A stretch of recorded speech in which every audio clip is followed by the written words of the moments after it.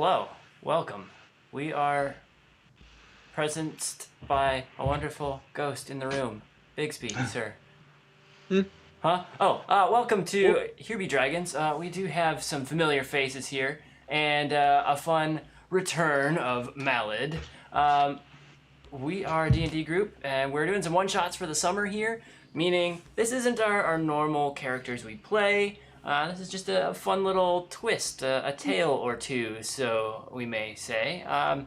But yes, the mustache is back. You're gonna have to deal with it. I tried to emulate it. Oh, I mean, Mac, if you would have shaved a little bit, you could have gotten the real mustache. I know. The downside though is sometimes viewers try to donate enough and tip enough to get the mustache peeled off quickly on stream. So yeah, don't do that, Mac. Don't do that for your face.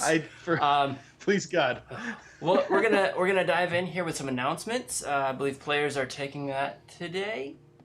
Yes, we would love to talk to you about our wonderful sponsors. Lauren, why don't you start? Critical treasures. Their treasures are critically cool. Dice bags. They are about to do a dice launch. Oh, they have like color changing dice? Yes. That's about to happen as well. They also have dice trays. They've got all sorts of nerdy accoutrements, which is French for accoutrements. So we want to point out our other lovely dice sponsor, Blacksmith Craft Dice. They roll exactly what you need. Perfect for storytelling. They are a beautiful metal dice. They've just recently released a bunch of new colors. As you can see, these are my so personal pretty. ones right here. They're this lovely blue and gold, wonderfully balanced, wonderfully metallic. You should check them out. And they actually come with an extra couple of D6s in the newer colorings because you need more D6s usually than every other dice. So why not have them handy?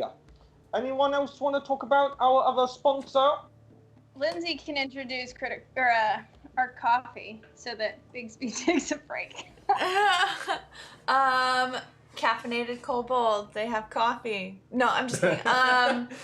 But it's a brand that's focused around gaming and the community that comes with it. And I think the idea is recreating that feeling in your cup every morning. Nothing like a nat 1 when I roll out of bed. Just Yeah, no. They have like 4 brews now. They have 4 brews. They just released I don't have it right here. Espresso. Bean Holders Brew, which is an espresso roast. On top of their other great flavors. The one you see here is Raise the Dead. That's a double caffeine, so if you need the jitters on your drive to work. Now that sounds like something that would be right up my alley. Wait, drive? Oh, To work? your walk to work. What is that?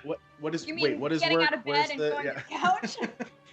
3 steps to one Just side, get out sit of- down on couch. Yes. Yeah. Yes.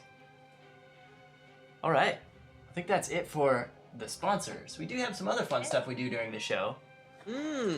This here is part of our donation and tipping tiers. This little box will allow fun things to happen to the game.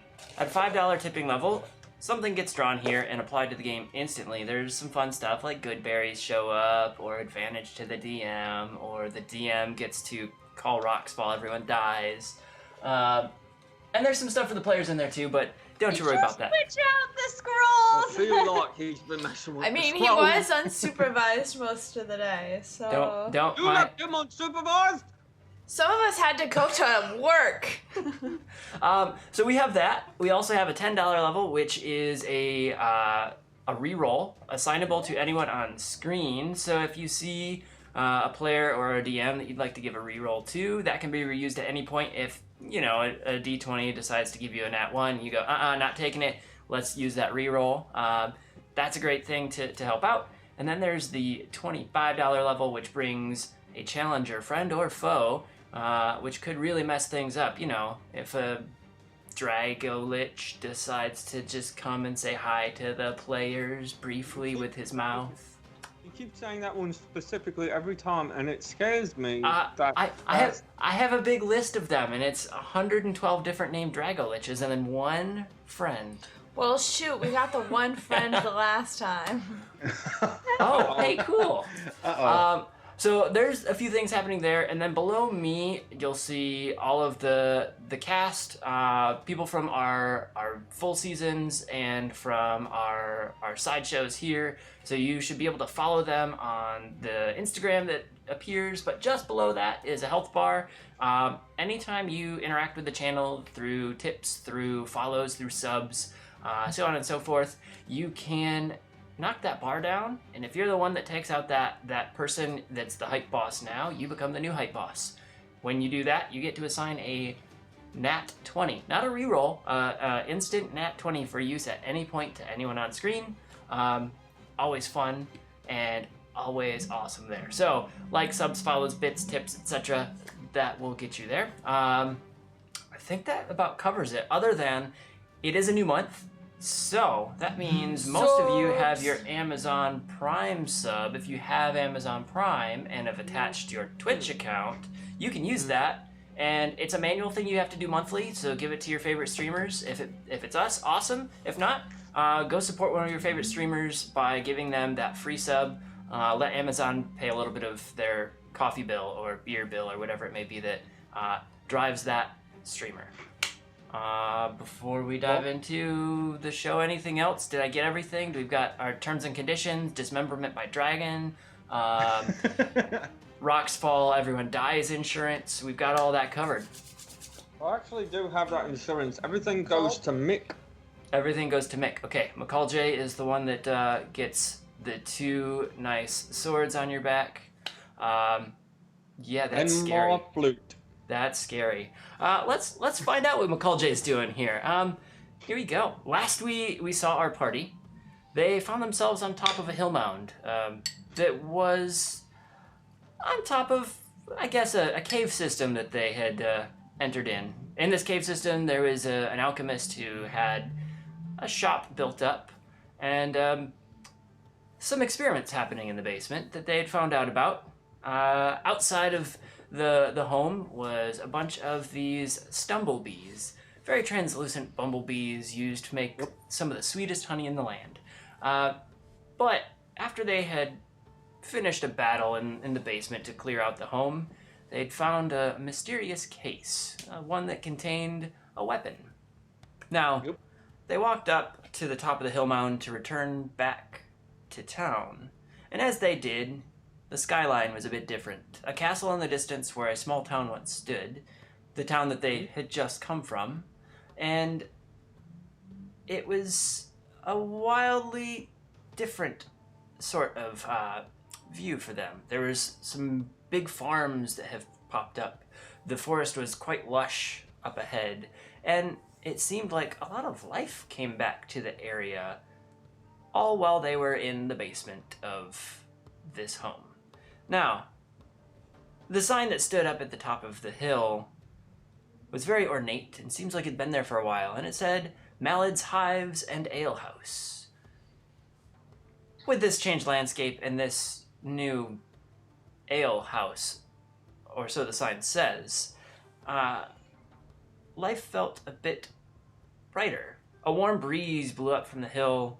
A couple leaves carried up past the players, or the characters as they stood there, and it pulled the attention back to the hives and the home behind.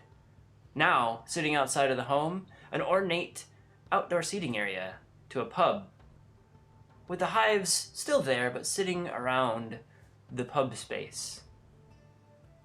As the new changes were being solidified in the mind of our party, they were looking around, and this case with the weapon in it shook, and shook violently, and as it shook out of the hands of those carrying it, it fell to the ground and popped open. And now that they were out in the sun, they were able to see that this dark wooden box held a very rich purple lining and a golden-handled, gleaming silver blade. Looks like it was just polished and set in the box moments ago. On the blade, many symbols and words etched up the silver, many languages and many different symbols were scattered throughout. Some readable by our party and some not. At that moment, a sweeping feeling came across the party as they were drawn to this weapon. And we're going to start before the party even says a single thing. I need you all to make a wisdom check.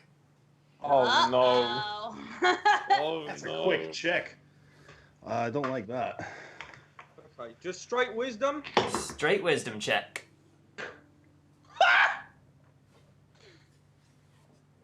I'm just All right. You just crit failed? Soft 20. Soft Hasn't 20. it? Okay. 4 total, but it is a critical failure. Oh, man. I rolled a 15. You rolled a 15? 15. 15. For everyone except Rosalind, you feel compulsed to reach out and touch the blade and inspect it. But as Rosalind starts feeling a little bit of this compulsion, she hears a voice in the back of her head. Inspect the blade. Inspect the blade. No one else hears the voice. They just reach to touch this blade. I put mom arm. Mom arm. Hold up. And I talk back to the voice. Who are you? Bigsby Loop. What? I have the answers you seek. The answers. I close the lid. The voice becomes muffled. Guys, if I didn't think that we had drank some trippy potion beforehand, the blade might be talking to me. It wants us to inspect it, but that makes me think that maybe we should not inspect it. I want me to inspect it too. Did you see how shiny it was? I love it. It did look very shiny. I did want to see it. I'd love to check it out. Just a little. Just a little. Hey, but eyes only, no touching. Oh, why not touching? But it's, She it's said right there. only touching. Only touching. Okay.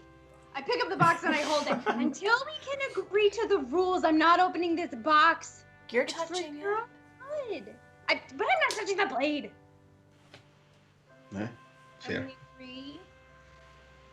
I just think something really bad might happen. And already, this is not the town that we came out of in the first place. I mean, but it looks like it improved. Yeah. Something did seem off, but it does look nice. You have an ale house. I did notice that. That's kind of been a dream of mine, so why not? Okay, but like, it looks like a good change, but what if it's deceptive and it's really evil, but looks good? This would be a lot of very powerful magic to make this kind of deception. Okay. Elowen, 5 steps backwards, please. I don't have a virus. What? No, I know you're healed. You're just sly. I take a couple steps Me? forward and put the box down, and I slowly open it. As you slowly open the box, you hear the voice again. I have the answers you seek. I don't seek anything except your name. The name is secret to you, and is Secret? only known to me and my master. He says his name is only known to his master. So we should can touch I it and become his master? Visually, I am looking. I am not touching. What do I see writing-wise? Writing-wise, you see a bunch of different scripts. A few of them you recognize as Elvish, a few you recognize as various other languages that you've seen and haven't seen before. As you look across, you do see the few that you can read, and you notice that they seem to be a name or a house name or a location, but it seems to be a bunch of different naming conventions on here. I'll tell them. It just has names on it. It's like a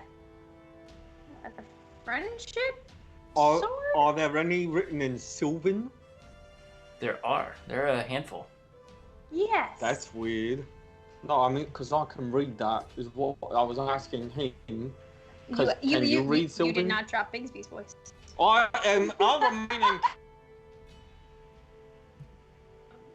remain in character until we do the DVD bonus. The DVD bonus. Uh-oh. Seems like our portal, our realms are disconnecting briefly. Uh-oh. Oh. Is it? Yeah, you seem to be back now. Was that us? I think potentially. The beauty of using these new portal devices, we haven't stabilized the connection between worlds. Right. I want to ask the sword, what are these names? What does this mean? These are names known to me by those who possessed me. Okay, you are super secretive. Never mind. Anybody else have any questions for the sword? We haven't been hearing anything that it has said, so we don't really know what we've I answered. told you what he said. He said the names are people who have been known to him, who have possessed him. Possess is bad. It's Exactly. usually a demon thing. Are there people inside you, Magic Silly Sword? As you lean in and yell, I'm gonna need you to make another wisdom check. Yeah, because I really just was trying to talk. That's 2 on the dice now. Oh, man. You are again compelled to just reach out and grab the sword. I'll get it. What did I say? I was angry at it, but then it just felt so inviting. I close the lid, and I hold it, and I say, I need a drink. And the sword and I are gonna go check out Malad's. Malad, seeing that she's turning that way, is like, I should probably go see what all this is about. As you all head down the nice little paved ramp down to the seating area, a burly dwarf comes busting through the door. Malad, you haven't paid our bills! They're coming for us and they're gonna burn the place down! What are you doing? Oh, Christ. What? I just got here. I really have no... Who are you? You don't know your eldest friend here. I've been managing your bar as you go on these adventures. Where have I been? Exactly. All over. You've come back with new strains of fruits and flowers and bees and bugs to put in these beers, and people come from miles to see and taste these beers. There's bugs in the beer. Oh, every beer has something tasty to it. Well, I'm sorry, friend. I'm having a bit of a moment of lapse in memory. But how long have we been doing this? The pub? Well, yes. Well, this is our home base. We're in all of the major cities on this island. We've been doing it for 15 years. 15 years. Can't believe you forgot your best friend of 15 years. I also can't even believe I forgot him, because I don't have any idea who he is. Mr. Dwarf Man? How long has the castle been here? Well, since I was a boy, my father and I, we worked on it. We worked on the castle, my father and I. Longer than 15 years? Oh, yes, yeah. Many, many years. Malad here, he helped in, the stone cutting. I told you. I've never been much of a stone cutter.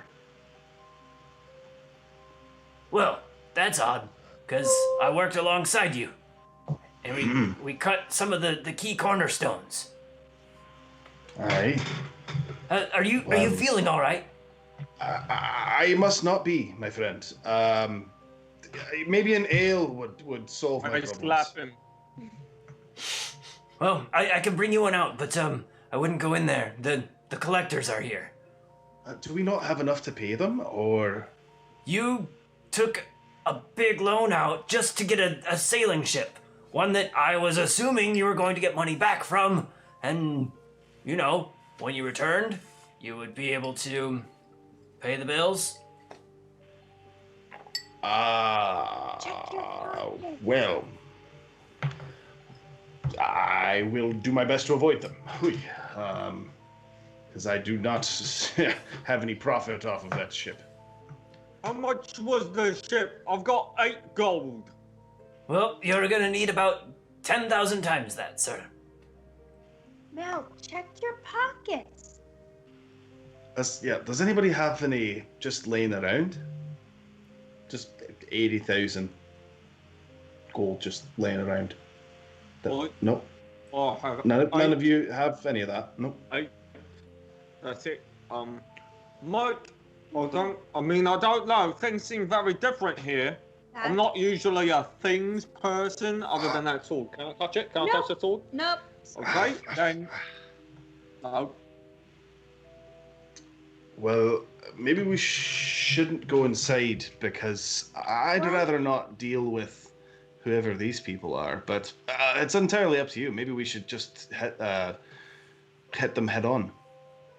What if you write them an IOU?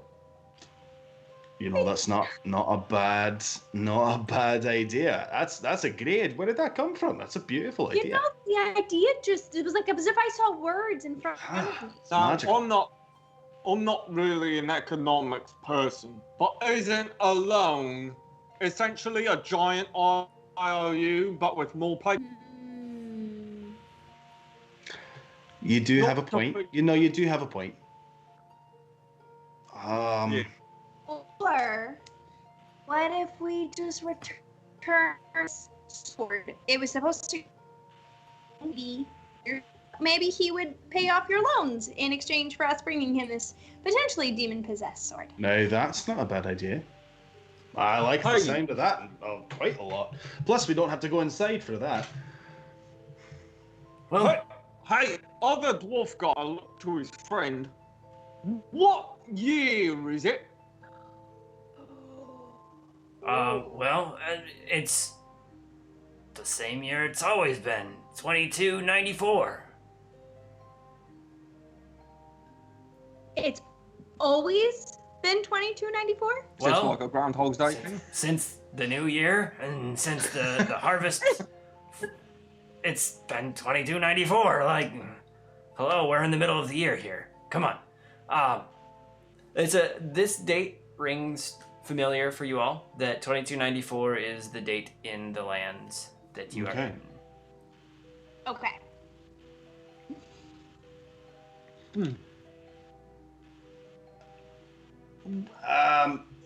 My friend, if you could keep those collectors busy for a while, I think I have a way to go and get a little bit of money to save the ale house. So, just give me a little bit of time, if you can. Well, I'll give them the finest ale, the special stuff, the 17%er, knock them flat. Aye, that's the way to do it. Get them drinking, they'll forget all about it. All right. If I need to, I'll put them up in a room and let them sleep it off. That'll give you 6-8 hours, maybe. Perfect. That ought to be enough to get into town, yeah? Well, I do hope you remember me when you return, friend. Thank you for your help, and I'll bring it back as soon as I can. All right.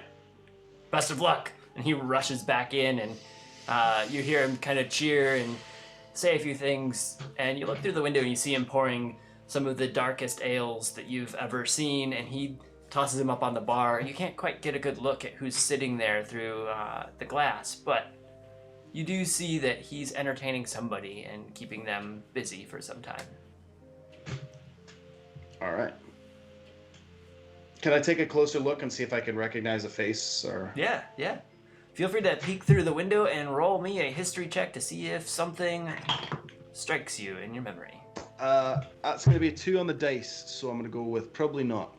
Because history is also not my strong suit. Yeah, you see a human and an elf sitting next to each other, both wearing dark cloaks that you don't recognize, and you don't recognize any of the embellishments on their cloaks, nor do you recognize the pair of any sort. Oh well, nothing I can do. Good try. I guess it's probably best to move on.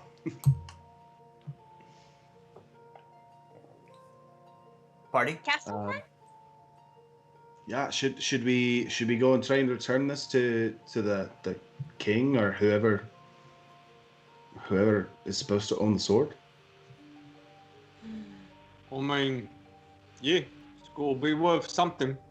Or we could use the sword. I'll do that there too, though. Can we just each get one swing with it, and then we'll do it? One swing, what could go wrong? Everything. Literally everything. It could be fun, though. Listen. I mean,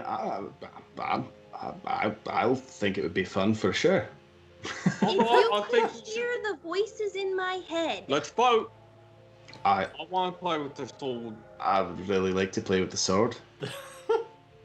Democracy. Good luck. I put it down and I start walking. You put the sword down? Uh-oh. And you stop. That is We'll play. What I thought you would do. I'm outvoted. I'm not gonna stop you, but I will tell you, if you die, I warn you. That is fair. The voice in my head, just so you know, sounds kind of like this. The master, the master. So, that's kind of what it sounded like. If you think that sounds like a good person and a good idea. I mean, that voice coming out of you, no, but I mean, with the right visage, maybe. What visage would you put with that voice? Some sort of frog person. Okay, maybe I did it wrong. It's Nobody knows my name. Kind of like that with, I don't know, like hands. And so apparently Grown-up gang signs. this character is missing fingers? Yeah. Frodo of the Nine Fingers. No, so if you still think it's a good idea, your funeral. I mean, okay, how about this?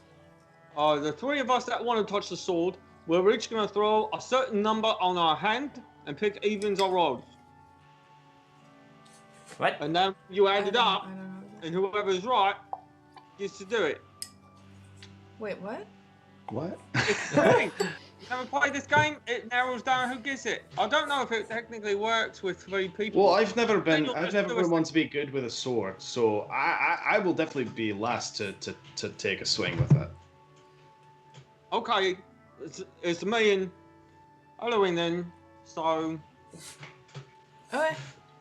What do you want to do? Okay, just on 3, throw up as many fingers on one hand as you want to. Okay, do you want evens or odds? But what is that? You'll add both hands together and Oh. Evens, I guess? Evens, okay. Here we go. 3, 2, 1. total of 4. We've got 2 here, 2 there. Well, then I guess you get to open and touch the sword first. I don't know why we're so concerned about a sword that wants to be held. Okay. I'm not concerned about it. That in and of itself. I will grab the sword. As you pick up the sword, it feels perfectly fit to your hand. And when you pick up the sword and turn it back and forth to inspect the blade, you notice a spot where there aren't any etchings, that your name is etched in exactly how you write it yourself. And as you do that, you hear a voice in the back of your head. I have the answers you seek. I don't even know what answers I'm seeking. Did he talk to you? Well, I mean, I guess I didn't specify. I didn't say it out loud, but I feel like I'm a self-dialogue kind of person. I'd still be curious. That's fair. I have the answers you seek. So mentally, I'm going, what answers? Wait, what? To what questions? You're in a land that, is different to you, yes? Mm-hmm. You're not questioning any of it, yes? Right. Well, I have the answers if you wish to seek them, but I have more for you in the land ahead. Evelyn? She's just been standing here holding a sword. Yeah. Just I know, letting just it- like. So I'm just like, Do you hear the voices? I hear your voice. The sword is not talking to you? It fits my hand. It's got my name on it. It must be mine. It's got your name on it. Mm-hmm. Really? Man. Well, clearly everyone who touches it, it's got a lot of names. I mean, is it clearly everyone who touches it, though? All I know is it said I was supposed to go to the king, so I still think we should take it to the king. Oh no, but I just want to How touch do it. you know I'm not the king? Okay, now that Girl, even I know. please. Look, even I know that one. How? There wasn't even a kingdom here when we came. So something's up. Something's rotten in the state Okay. of Denmark. Or Dragonspire. Well, you We were should on probably go drugs figure out before. what's going on. We should go into that castle or city and try and figure something out. You're all just jealous. Of a Well, that. I mean, I am. I want to touch it. I also would like to hold the sword, but I mean, But now it's got my name on it. So there's really no need for you guys to touch my sword. oh, Bixby and Mallet are still compelled to touch it at times, but not overwhelmed to the point where they just find themselves reaching out. There's just a nagging feeling in the back of their minds to want to just even graze their hand against the hilt or the blade or any part of the sword, just to feel the metal, to feel the craftsmanship and the work on this sword. So just doubling back on this whole, like, king, not the king situation, I bet if you had any questions about the land, I could probably answer them. Because the sword's talking to you, isn't it? It said if I had any questions, it would tell me. The sword is talking to you! You're usually on drugs. I am never on drugs. This is a natural high. she's just high on life. That's all. Mother Nature gives me energy. Right. If it's got, or you, or whoever's got the answers, who's in charge of this Dragonspire? So as he's like saying it, I'm going, so who's in charge of this whole this land? You get an answer back. Of course, it is you. I mean, obviously I said it's me. I'm the king. Oof. Well, now I don't know whether to trust them or not, because that just, again, doesn't seem right. I mean, No, I don't trust her either. Well, you guys... Seems like he might have the answers you seek, but they're not necessarily the true answers. All right, Your Highness. Let's go into the city then and see Let's what's really find up. your castle. Yeah, Wait, let's... Why don't you guys come over to my house for dinner? Let's go. And then you all look like fools. how many fingers am I holding up behind my back? That's a dumb question. I don't play children's games. Oh, so I guess you can't answer any questions that we have about what's happening in this land right now. So there. He's got a point. I didn't say I was a psychic. You said any questions. I'm just About the... Oh my gosh. Children. Children. I'm pretty sure I'm Listen, older just or because as old he's as you. short does not make him a child. Wait, when did martial art get brought into this? How old Just is he? Because I'm pretty sure I'm a 145. few hundred years old, so... I mean, I'm 145. That ain't a child. It's a child to an elf. Is that, I mean, you know what, me and they... Are you inviting us to your house or not? I thought I already did. Well, then let's go. As you all begin Jeez. walking down the path to the road, you do notice there's a nice divot in the ground that kind of has a tree growth coming out of it. And as you look off the side of the road that it's growing out of, you notice that there's very ornate like lumps of tree growth that go hundreds and hundreds of feet out into the field, and then you get a nice glance out there, and there seems to be a small top of a dome coming out from the ground that's got various flowers and trees making up the dome. And as you approach this part of the path, what seems to be the entrance here, the archway made of large roots and very beautiful flowers wrapped around, you see a sign here that says the Living Sanctuary of RR. Oh, this is so pretty. Detour? Huh? I guess. I don't know who RR is, but I love what they've done with the place. What's your last name? Surname? Riverhaven? Huh? Riverhaven? So, Rosalind Uh, Riverhaven? No, Is this... it, Do I don't. Oh, I've done marvelous things. I like this world a lot. What?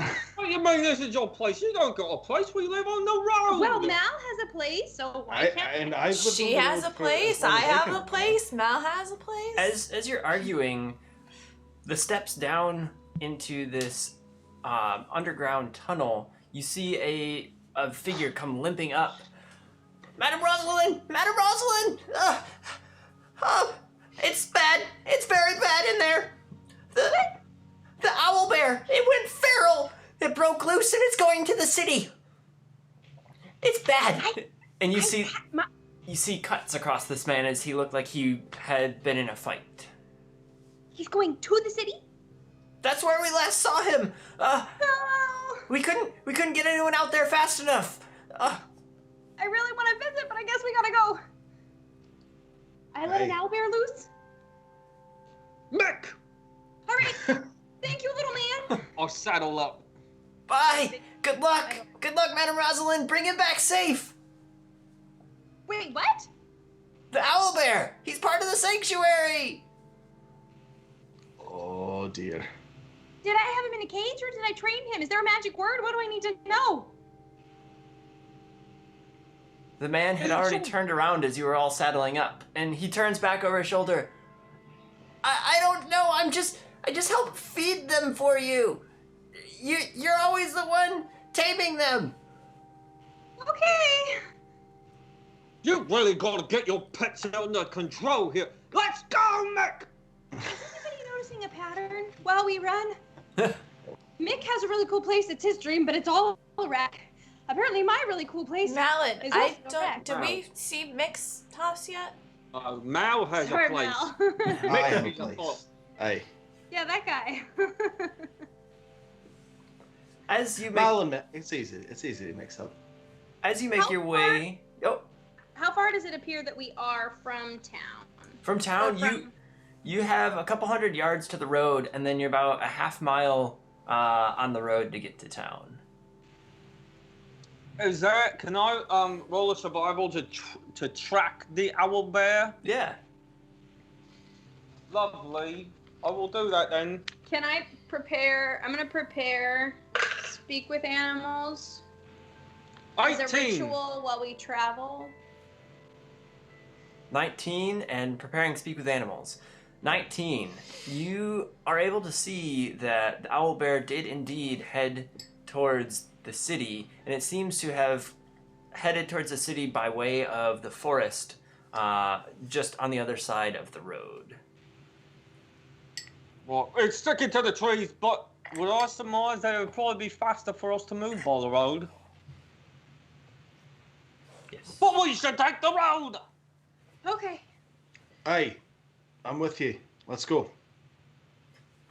As you make your way up to the road, Bigsby, you do notice there's footprints that match the markings of owl bears you've seen in the past, and you notice that it is rushing up to the road. You see some gravel torn apart on the road as if there might have been a scuffle there, and a bunch of broken bushes and trees on the forest edge.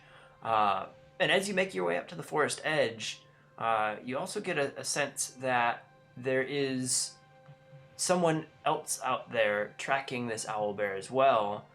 And you see what you believe to be a couple large foxes run past. And they seem to be carrying small riders, as if there's more riding foxes in this forest.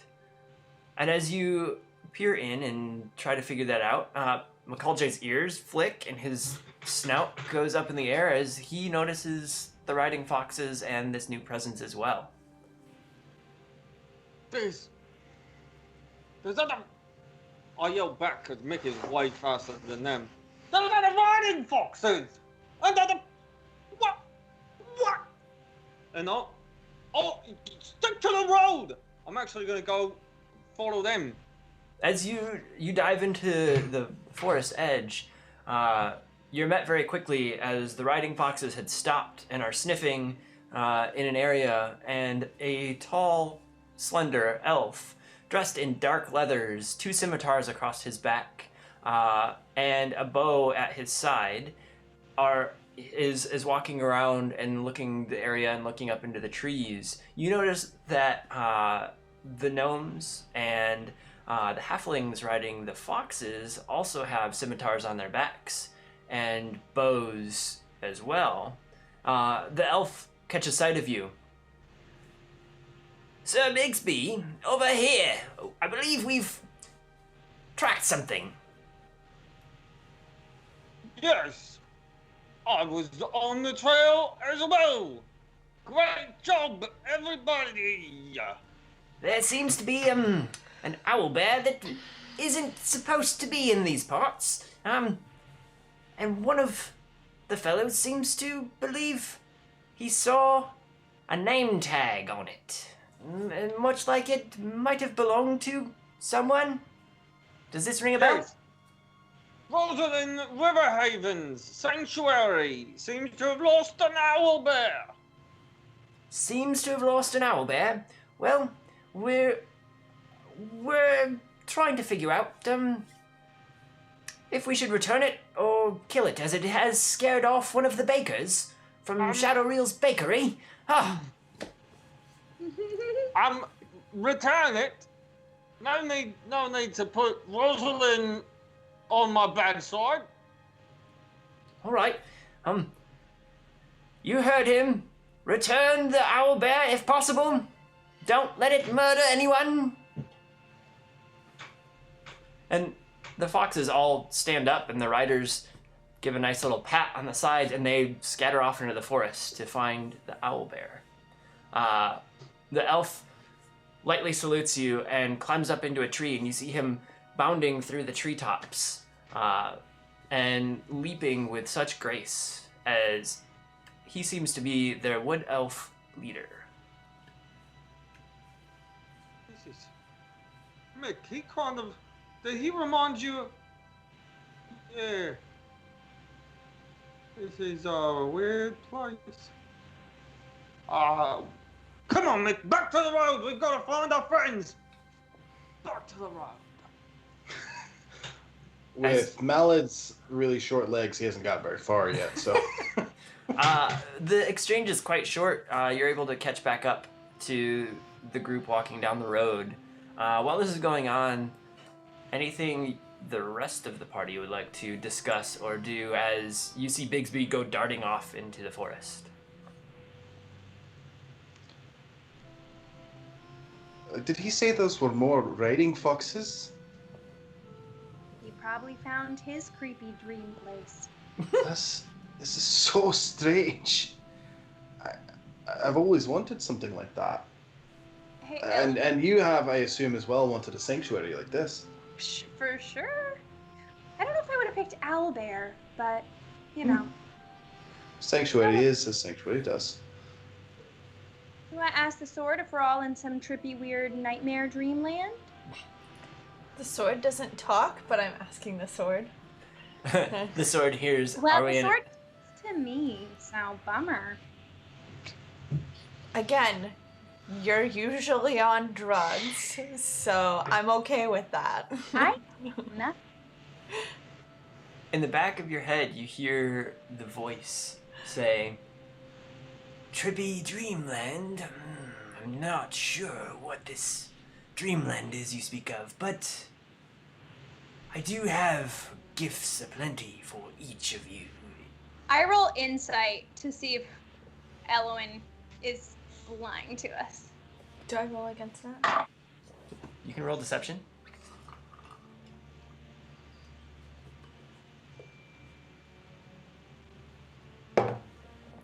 Yeah, I got a 25. 19 Dang. on the die. I also That had a is 19 on the 18. die. 18 What? on the die. 23. Oh 19. man, Oh man, that was What? like battle of wits. it was. What'd she have? She had a 19 on the 23. die, but a 23 total. So, Oh. whoo! Yeah, no, my deception's a +7. So... Sneaky. Okay. You have a slight doubt, but you can't be sure. Cool. No, I just think that land is, generous. What changed? What do you mean, what changed? How did we go yesterday there was no castle. I didn't have a sanctuary. I'm not from here. He didn't have a brewery. I'm Mick also didn't not have from little here. fox buddies, and you were not a king. So, doesn't strike you as weird? Obviously, you don't want it to strike you as weird because you just couldn't wait to be king. But I'm wait. thinking either like to the sword, like, did we go through like a portal or a time thing, or? This is as you've wanted it to be. It was a portal. I didn't see a portal. Listen, I don't know, guys. It's on thing. But I'm still like dialoguing. So with the sword, I'm like, so why is it as we want it to be? Your deepest, innermost wants and needs are taken care of here. This place is a different time, a different space, a different realm. But you are you, and this is yours. So I wasn't wrong. For the record.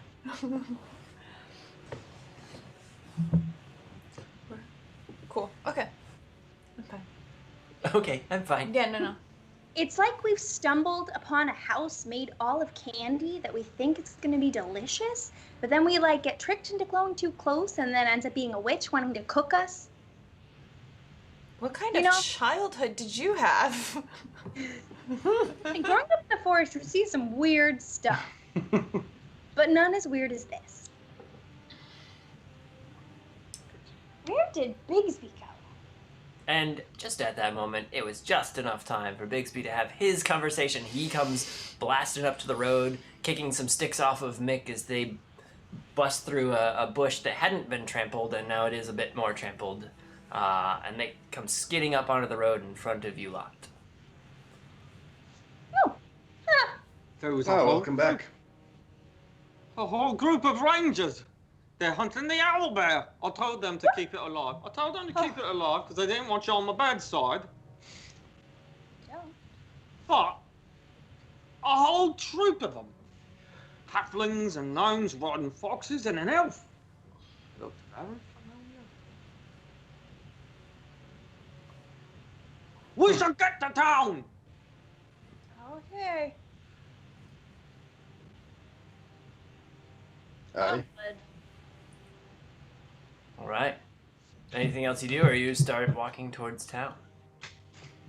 As we're walking, I'm gonna call out, Owlie! But like in owlbear, because I think I should just about have my ritual cast. All right. Yeah, you can start calling out and trying to speak to the owlbear out in the forest. As you do, you continue down the path. You all make your way up towards the scary-faced tree.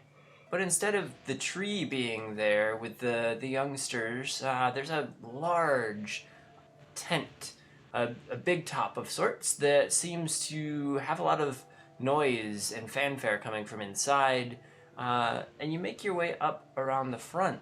And as you do, there's a couple young men standing at the opening flap of this tent, collecting some coin as a line of people who wrap around the other side of the tent are making their way in, and you hear cheering and a spectacle all happening.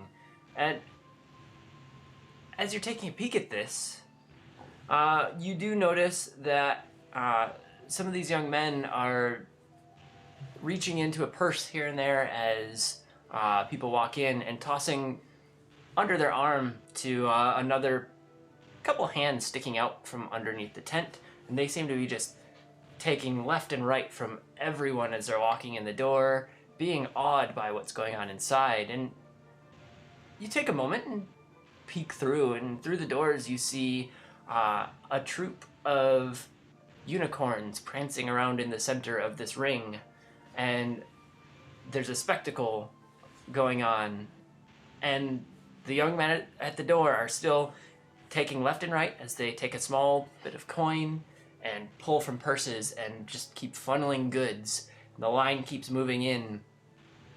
One of the young men catches the group in his sight and runs over and just kind of flags at all of you and like tries to shoo you down the road. And he looks at Elowen and gives like a cutoff signal and tells her to run. And then he quickly dives back under the tent. What was that about? Those were the kids, right? We met them. I scared the bejesus out of them. They became fucking carnies. Smart kids. They know when to listen to good advice. When did they? Oh, right. I think I gave them amazing advice. They're the ones that stuck that. Held us up. Yeah, they didn't stand us up. Janine, she stood me up. So do we listen to them and keep walking? Yeah, best not go Okay. near there. Hey, what are you doing? Get back here! And you see a gnome come busting out of the tent, Run. dressed in full attire as a circus showrunner, a big top hat, a cane in hand, and he's got big shoes that cause him to run slowly. Get back here, Lowen! You haven't paid us yet! Ooh, run. And I take off. There's woods nearby, right? There's woods nearby. Yeah. Okay, so I'm gonna like slide into the woods and Mask of the Wild into the treetops too. Then when I get a chance. Alolan just bursts away from the group, and the rest of you feel compelled to shuffle away, but there's this strange man coming your way telling you to stop, specifically calling out Alolan. What is... Malin is definitely not going to stop. He's going to follow Elowen into the woods. I'm curious. I turn and ask him, what do you want with Elowen? Well, Elowen. so Elowen. she runs there's racket here, and we just need to make sure we get paid. We keep stealing stuff out of purses every night, and we get all of the goods. There's a back room, and well, it gets taken away. So you should stop that. I mean, that sounds a lot like her. Yeah. It's our business. It's ours. Business is when people pay you. Theft is when you take things without an agreed upon arrangement. But I'll have a discussion with her. The government. Okay, I bye-bye. mean, he's got... Technically, if she is the king, she could just I say don't taxes. think she's the king. Or she could just say taxi. Yeah, well, she's not saying... Anyways, I walked down the road, off towards the direction they went. Okay, there's an owl bear. Man, we don't have time for your shenanigans. Let's ride. An owl bear? You say there's an owl bear? Yeah, We've got one in the show tonight. No, it's not. It's not. It's Yeah, you'd sent it over, and he was just roaming around. He's supposed Let to. him go? He's I'm not lending you any of my animals ever again. he's here. He's in makeup. Oh. Why'd you let him roam around? He walked over here just doing his own thing, and Also, we expected an armed guard with him, but just walked into the tent doing his nightly show as usual. I spur. Well, I'm like, Mick, we ride into the tent. And I'll just head straight for wherever I think the makeup area would be. As you bust into the tent, there's a bunch of youngsters that look at you and they start clapping and cheering and pointing as if they think that you're part of the show. And you see some of the performers clear the unicorns quick and let you come bursting through the center of this arena, and you see a door off to the back. I jump through the loop of fire on Mick and then continue. Can Mick do a dex check for me? Oh, sure hope. He says, I hope so. Just a reminder, you can donate and help your friends who like the show. $10 gives someone a re-roll, and we all know how I've been rolling this evening. Come on, Mick. Dex check for Mick. 19 on the dice plus 3 is a 22. Mick clears the ring of fire perfectly, and as you're going through the ring of fire, time seems to slow for you briefly, as this was one of your dreams, to go leaping through a ring of fire as a youngster riding a magnificent creature, and here you are. You land and are able to go into the back area, and you see that there's all sorts of creatures here, being very well taken care of, being brushed, groomed, and plucked, feathered, anything that needs to happen. Not plucked and feathered, but sorry. I'm gonna take a feather out of you and put it on you. Oh, no. They're being groomed in such a way. So you see in the apiary, there's a bunch of different birds. The owl bear is actually sitting amongst them, getting the feathers groomed, getting some loose feathers removed and straightened, and the whole group looks at you as if they weren't expecting a riding wolf. And a young man comes up with a big brush. Well, we can't let you get out there looking. You've got some sticks in the fox. Let me brush him here. And he starts like trying to groom Mick and clean him up to have him present. Hold up there! I'm not part of the show! I was looking for that owl bear! It looked like it was rubbish in the place! And now I'll find it here in the makeup chair! Well, it's not really a makeup chair, it's a makeup stump, and he's doing alright. He's just getting his claws polished, getting ready for his big piece. He juggles gnomes. That's amazing. I'll back Mick up a little bit. It's the weirdest place I've ever existed in. And we've existed in some weird places. Well, if you're not part of the show, please return to your seats. I said good day! We ride! You make another flying leap back through the ring of fire, and as you do, you realize you also clear 6 unicorns standing shoulder to shoulder underneath, and you see the gleam of their fur and their mane as it sparkles up in a rainbow pattern off of these white horses. And I whisper to myself, I really hope they're loaning those for my sanctuary too. the rest of you lot have popped into the doors a little bit and seen all of this happen. And No, we ran to the woods.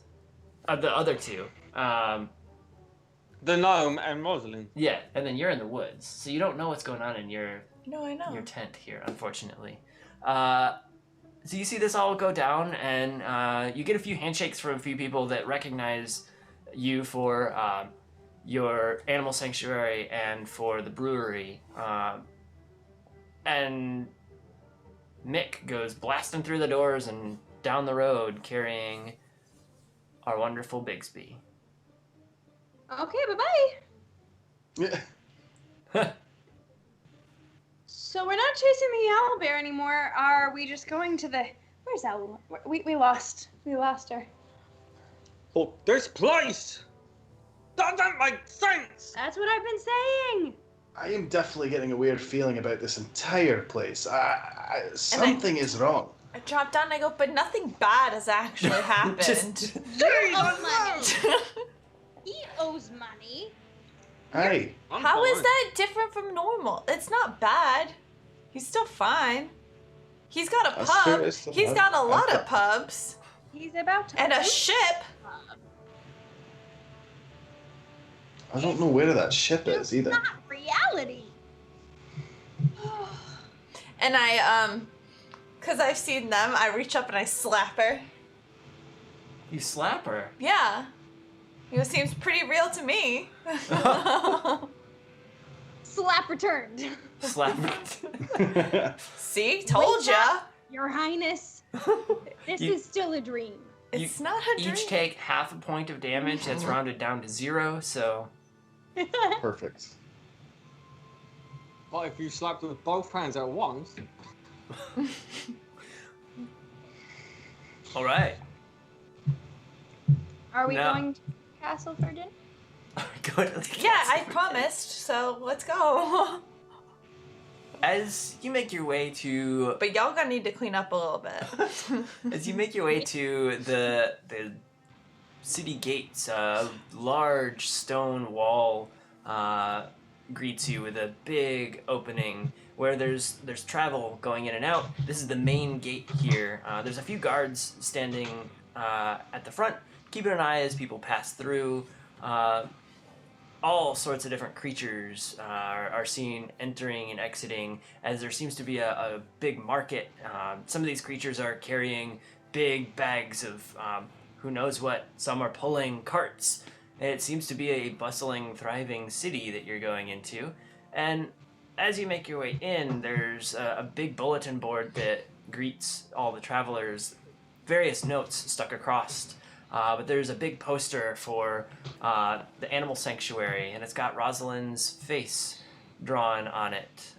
There's Mallad's Pub and Ale House that has a couple posters up, and at the bottom of one it says "Now open in town," as if it seems there's another pub that is opened in town. Here, there is a big poster about taking care of the forests and being protected by Bigsby's riding foxes, and calls out Bigsby explicitly. And then the final poster you see is one that says Aloan's Tent of Wonder. See anything and everything from all edges of the world, animals, creatures, and the lot. Are we getting close to the castle? Yeah, you're in town. There's a handful of buildings up ahead. The castle seems to be kind of a wind up a path off to your right. Give me a minute. I just need to clean up before we go in. And so, is there like somewhere like at a pub, we can duck in really quick or whatever. I can't. Yeah. Can we go? Yeah, can we go find my pub? Just up ahead, where you remember the Stumble On Inn to be, there is Malad's Ale House. Perfect. So I'm gonna go in, and then I'm gonna go like freshen up and change. Okay. You have a set of clothes? I do. Oh no. All right. Here, I'll just show you my notes as- so you can see. As you enter, oh yeah, I remember that. Yep. As you enter, you are all greeted, and there's one table in the back with the finest high-backed chairs. There's 6 seats to it, and it's roped off with some velvet roping.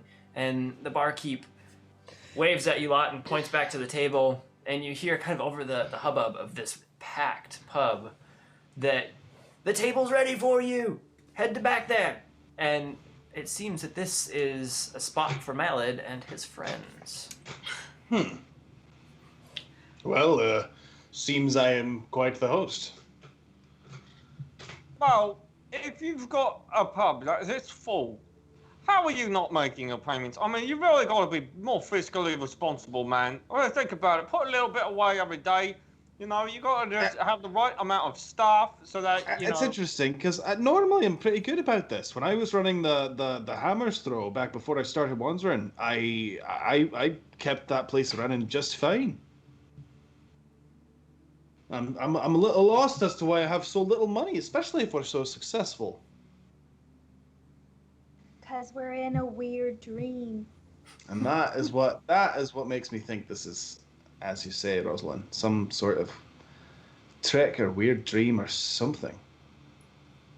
As you're all sitting at the table and Aloan is off powdering her nose, a few beers come out in some small flights, and the man who delivers them, this is the freshest pour we've got here for you. You know the flavors. I'm sure you could let your guests know, but this is the bee, this is the barb, and this is the rat's tail. That's at least what you've called them. Don't look at me like that, sir. This one has honey, this one has rose, and this one has a bit older. No, it's not rat's tail. It's a bit older spice that, when dried, gets a wrinkly texture to it. Looks like a rat's tail. It's got a nice kick to it. Some travelers call them peppers. I want that beer. That does sound delightful. Well, thank you. Yes, I will have my friends enjoy, and thank you. But keep bringing them as we drink them. We will need many, I assume. I'll keep bringing all the other pours. These are the newest ones in your line. The staff really likes them. Thank you for visiting us so quickly. Opening night and all. You guys seem to have done a great job with the place. I'm proud to call it another one of my establishments, I guess. Hey, not to tell you how to run your business, but maybe you could say, I'll need to take what we've made so far with me today. Not a bad plan. I may go check out the till or the safe later. Maybe see if I can find something. Not a bad idea. But for now, let's drink and discuss what the hell is going on. Yep. Aloan, how much time do you need to? I don't know. 5 minutes, 3 3 hours minutes. later. 3 hours. Whatever Three you think. very drunk party You members. probably know better Force than me. is involved. At this point, food does start showing up in like tasting plates of various menu options.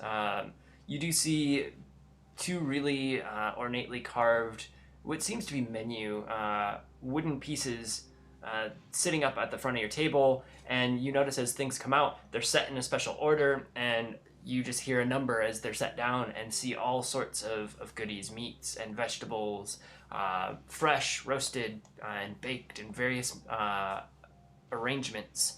It all smells so good, and dinner is basically served for you lot. And as you start digging in and get a little bit of time to chat, Aloan eventually starts her way back to the table. What do we see? What do we see? You describe. I don't do that. No? I don't know. It's on All your character sheet. I will literally read the 2 words that are there if you leave it to me. Clown suit. How did you know? I do want to point out, we've had some great comments throughout this episode. Penguin Witch Doctor said she doesn't know how long it takes her to get dressed. Typical woman. And then it's Lucas Martinez says, do they have a square runestone that lights up and vibrates when your table is ready? That's a good one. They do. It's imbued with magic at every restaurant, but at every Mallet's location.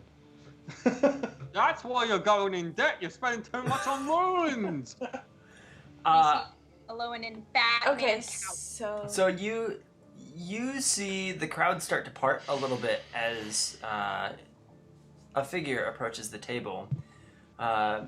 This figure is dressed in royal garments, hair done up, very tall, and okay. Beehive? and you notice that there is a bag at her side that she's keeping quite low that doesn't fit the attire. It seems to be much like the rucksack that Aloan was carrying. And as you do look at the figure... You stole our friend's bag! Oi! Give it back. Guys. Whoa. What is that? That's Jesus. Usually, usually she's a hooded figure, and now there's a royal duchess standing in front of you. Okay, I've changed. Are you guys ready? I don't know. Should I bow or like? How do we know? How do we know it's her? Because that doesn't seem like a thing that Elowen would have or wear. Emma! That's exactly why we know that it's Ellen. What? But you've known me for like not that long. You do Oh, notice. that's right. You do notice that on the bag is the case of this sword that you've been carrying in the group, strapped up. So you believe it is either Aloan or a skin snatcher of sorts. Well, then, Your Majesty, can I carry your things for you? Oh, well, if you're offering. Aloan, you I do seem was to just- clean up quite nice. Well, that's the definition of cleaning up, so I would hope so. Aye, but no, I mean, like, this is. You Don't worry look, about it, you Mal. look She's like a just king. nice woman, so. Are you ready? Yeah. Okay. So I'll take your stuff. I'll kind of like shift my own to mixed bag. I feel like I would have like been like, oh wait, as I'm handing it over, and then taken my sword. Oh, never mind. You're okay. So she starts taking the sword from the bag, and then the bag gets shoved back into her hands, and Bigsby just kind of waves at her. I was supposed to get it. No. All right, let's go. I look around. Do I see like a young person that I would just like have to carry my bag for me? Oh, okay. You're trying to find help of sorts? Yeah. You do see a handful of like mid-20s guys drinking at the bar, but otherwise it's mostly families and groups that are clustering around the tables. So unless you want to go steal someone's child for a day and say, No, I be didn't my need squire. to be a child, but I'll just pick like the smallest one and be like, you, come here. The guys at the bar are looking around and kind of elbowing each other. The small man walks up, looks up to you, downs his beer, and goes, "Yeah, what do you want?" What do you do for a living?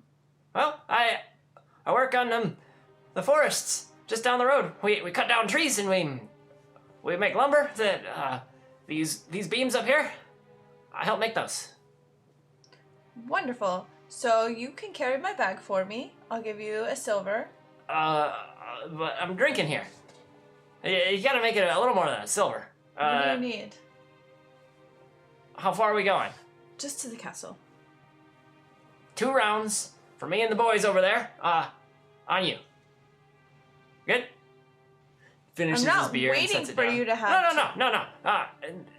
We can come back. I'll help you out. 2 rounds for me and the boys. And any of the beers we want.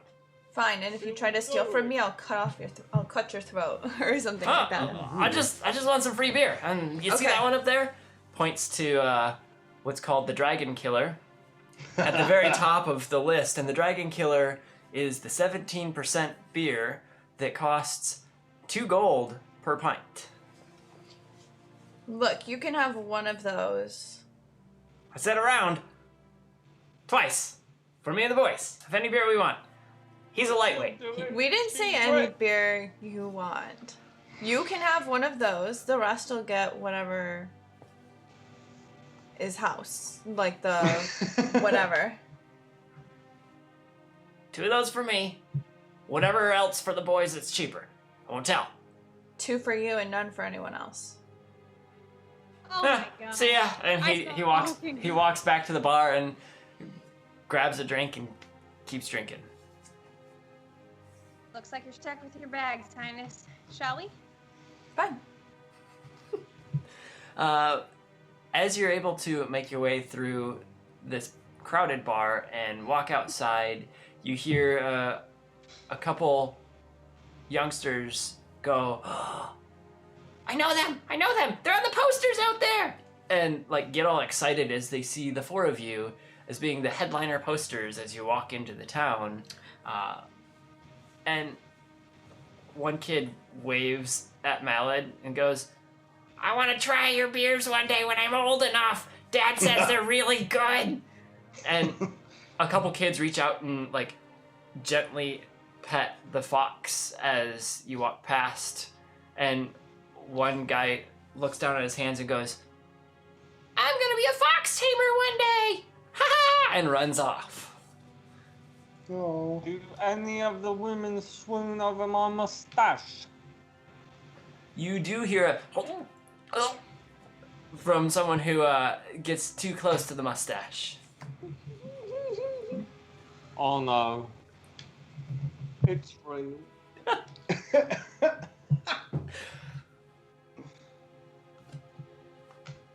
Alright, so we're going?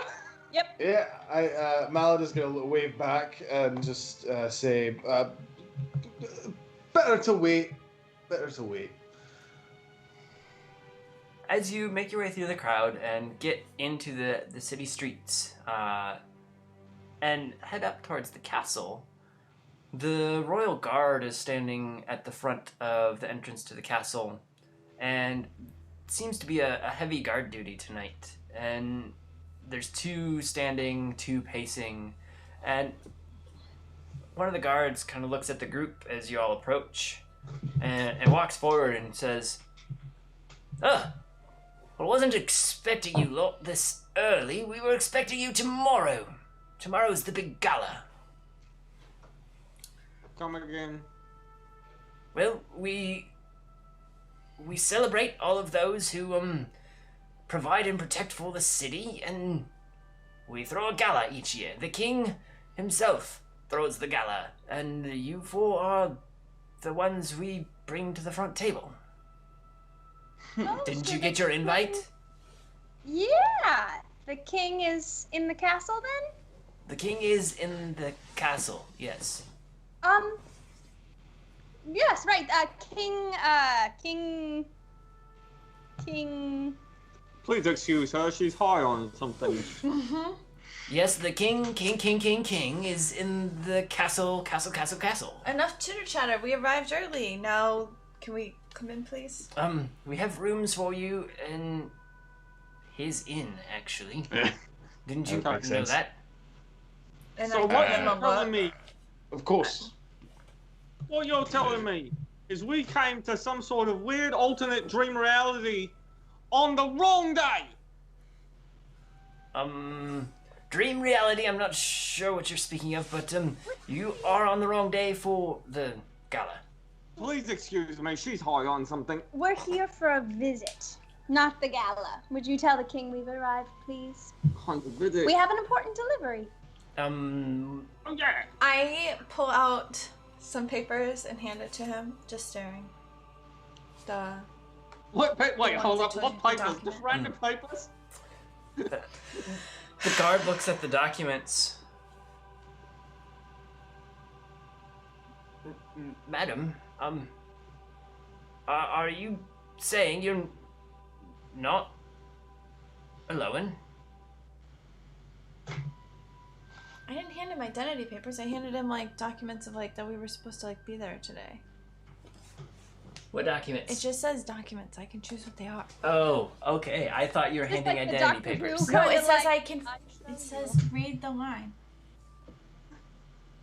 Says, Official I have papers. papers Okay, that- sorry. I read your other documents. Okay. Rewind. What? So I hand him some papers just read from my different papers. bag. These seem legitimate, but I don't have you in the logs that the king is looking for you tonight. And that's my fault? You have the... This is the king's signature, and this seems to be a note requesting that you're here, and I guess I'll let you through, but please don't get us in trouble. We're just supposed to be guarding here because the gala tomorrow with our guest, the witch doctor of Penguin Town, for his birthday. We need to make sure that everything goes well and you don't spoil the surprise. We won't spoil it. All right. Well, you may enter. Check your weapons at the guard shack just inside. Okay. As you walk through the gate, there's a guard shack that has a very large set of weapon racks, a handful of weapons hanging on the racks, all with nice little tags on hilts or on handles for return to the owner later. The guard standing next to this large rack of weapons flags you down. Come on over here. We need to take your weapons from you. The king really doesn't like having any form of weaponry in the castle. I'll jot your name down, and these two big burly men, they'll keep it safe. And you see two men just kind of leaning off to either side of this shack. I pull out one of my scimitars and lean on it. It's like, you wouldn't part an old man from his walking stick, would you? We have some canes over here, and he points, and there's canes of all sizes that have a bright purple paint running down in a spiral fashion, as if to call out that that's exactly their use as a cane, and it's been inspected. I hand him my letter from the king again. Well, yeah. We're exempt. I'm sorry, and no one's exempt, not even his guard. That's why he hires big brutes like these two. So I'll put my scimitar back, and I'll like take off the whole double sheath back thing. So you better take good care of these. You know how long it took me to get these? I'll give up everything I have for these. Will do. Well, I have a special chest right here just for weapons of high importance. And he sets him in the chest, and he writes down Bigsby, and you see him tie this little note on the satchel you've given him. Now, do you need the bow and the arrows, or just the arrows? Because let's face it, without arrows, what is a bow but a stick with a string on it? You can still do some good damage with that. We've seen you in action, sir. That orc that attacked town last year, you took off his head with just the bow. Yeah, I remember that. So, I hand please. those over and I say, I'll take my cane now. He takes it from you, and he eyes you as you're picking the cane that's the right size, and he watches you cautiously as he thinks you're sizing it up for a weapon. I mean, I definitely am. I'm looking for the one that looks like a club.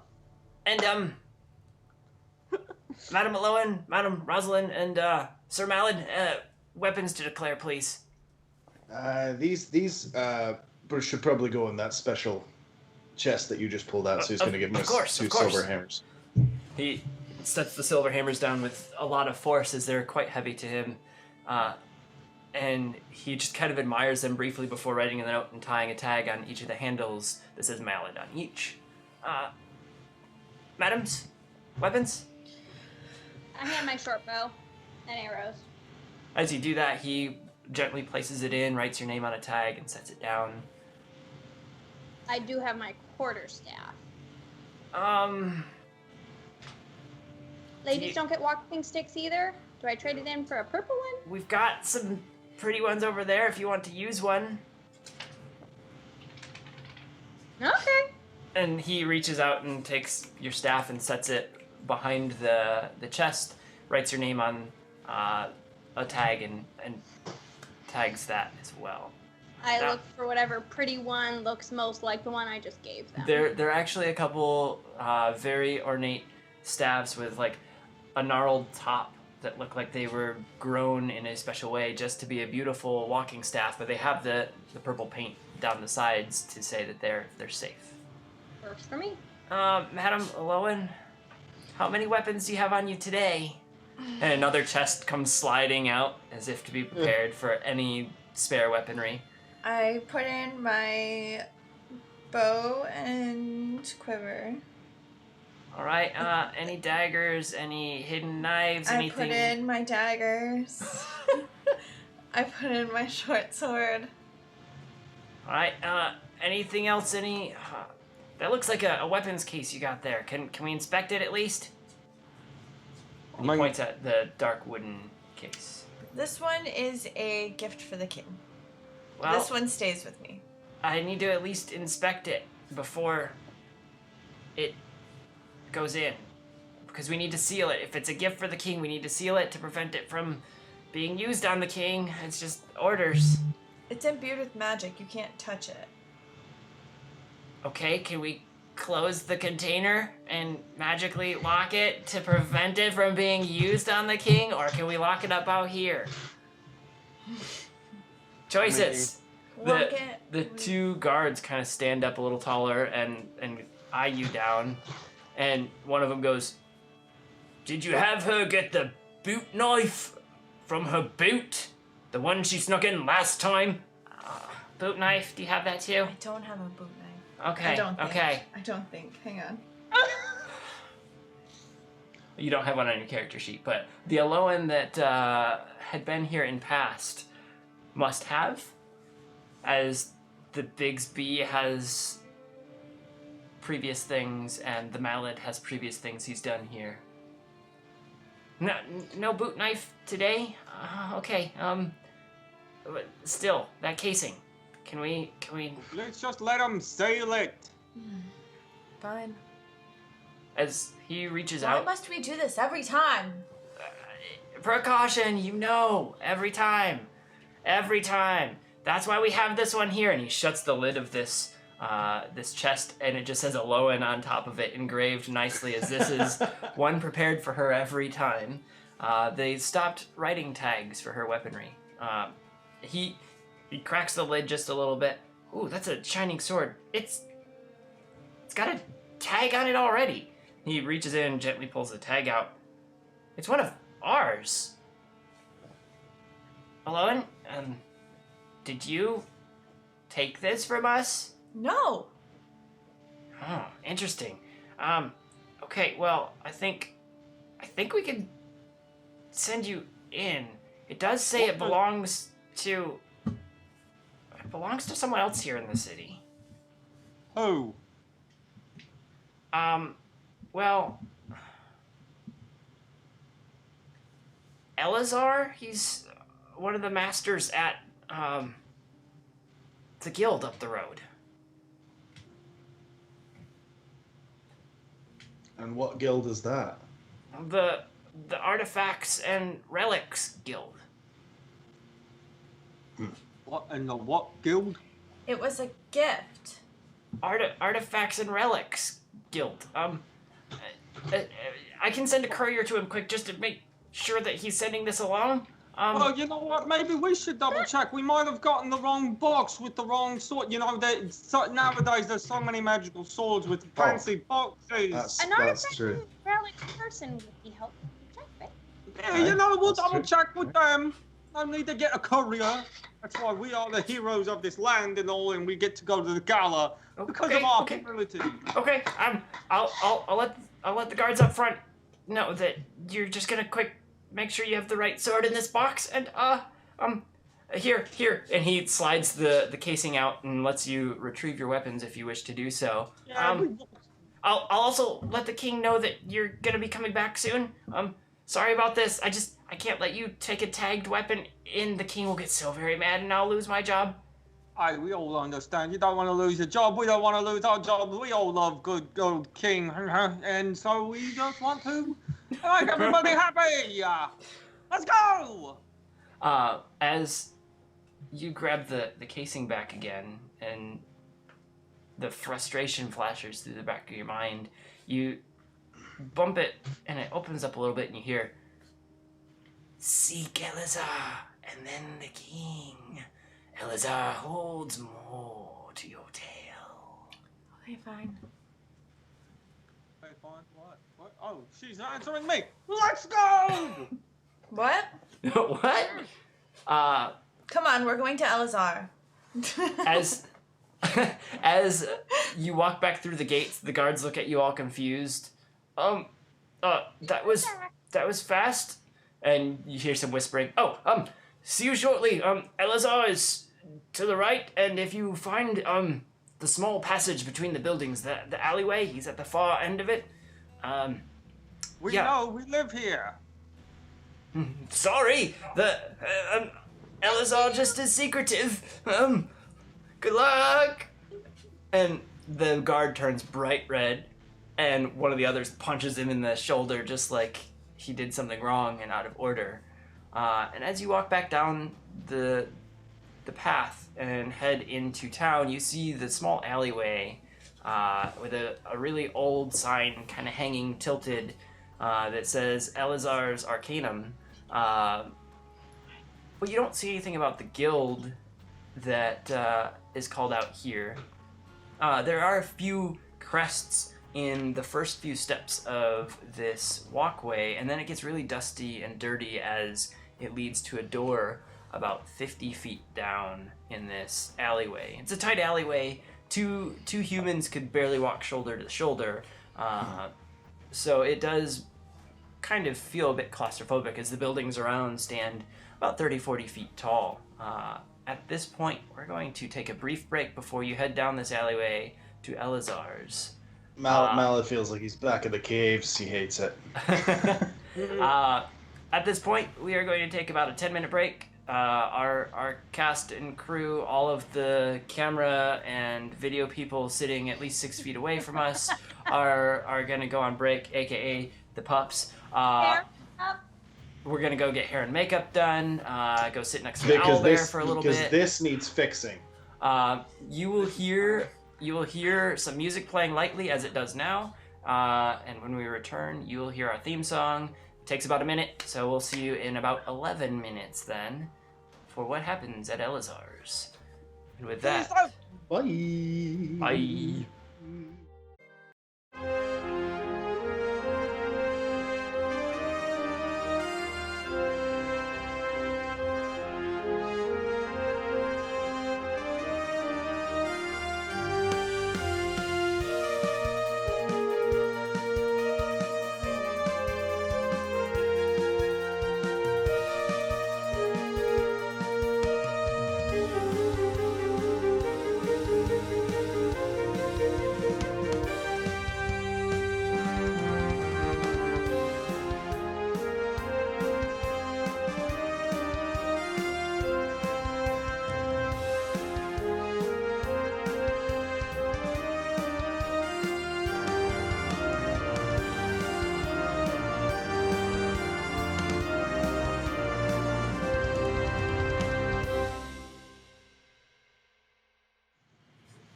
And we are back.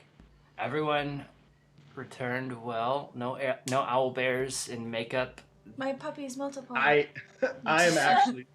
Fun fact: I am just an owlbear in very, very, very good makeup. Oh, okay. Well, I need a makeup person. I say, Warren's like, set me up with your designer. Yeah. all right. We have 4 humans and an owl bear playing Dungeons and Dragons here today. Welcome back to Here Be Dragons and Owl Bears, as the subtitle goes. We are partway through a fun little side story from an offshoot in the same area. Oh, puppy delivered. An offshoot in the same area of our main storyline, but this is not the main storyline. That will return in the fall. Quickly, above our sponsors right there, take a look. Below in the links, if you're watching this on Twitch, you can find all of the sponsors. Yeah, perfect. We just had a resub from POTUS, and he is, he's touching that one thing that I was going to call out again. That's the hype boss that just took a nice little beating from the real POTUS. Real POTUS 98, thank you for your 10th resub. We love having you here. Happy to have you tune in. This is awesome because that means the real Gobshite could be taken down and we could get a new hype boss. Just so you know, we're only 445 points away, which is pretty easy to knock down. And if you do become the hype boss, you get to give one of the players or the DM a wonderful nat 20 to use in the upcoming battles. What? Or in checks. Or if you need to use it in a check. Stealth check, 20. Whatever. Yeah, take a look at that. We do have some tips and donation kickbacks. I believe they're all outlined. If not, they're at the $5, $10, and $25 levels. They affect the game in some way, shape, or form. And it's usually quite fun and hilarious. And if it's not fun and hilarious, it's fun. It's hilarious. Please. Just like us. Just like us. Yeah, with that, we are back in the new city of Dragonspire.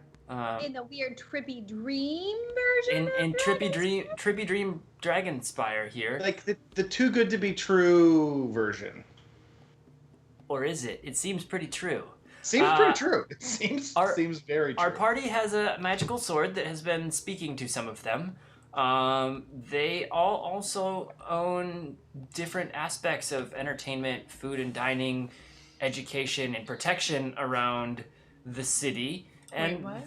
they're well known. Yeah, it's incredible. This is too good to be true. Let's just keep it here. Rocks don't fall, no one dies, everyone gets rich. But they are trying to figure out what's going on with this sword that was tagged by the Royal Guard to be stashed for a different person in this town.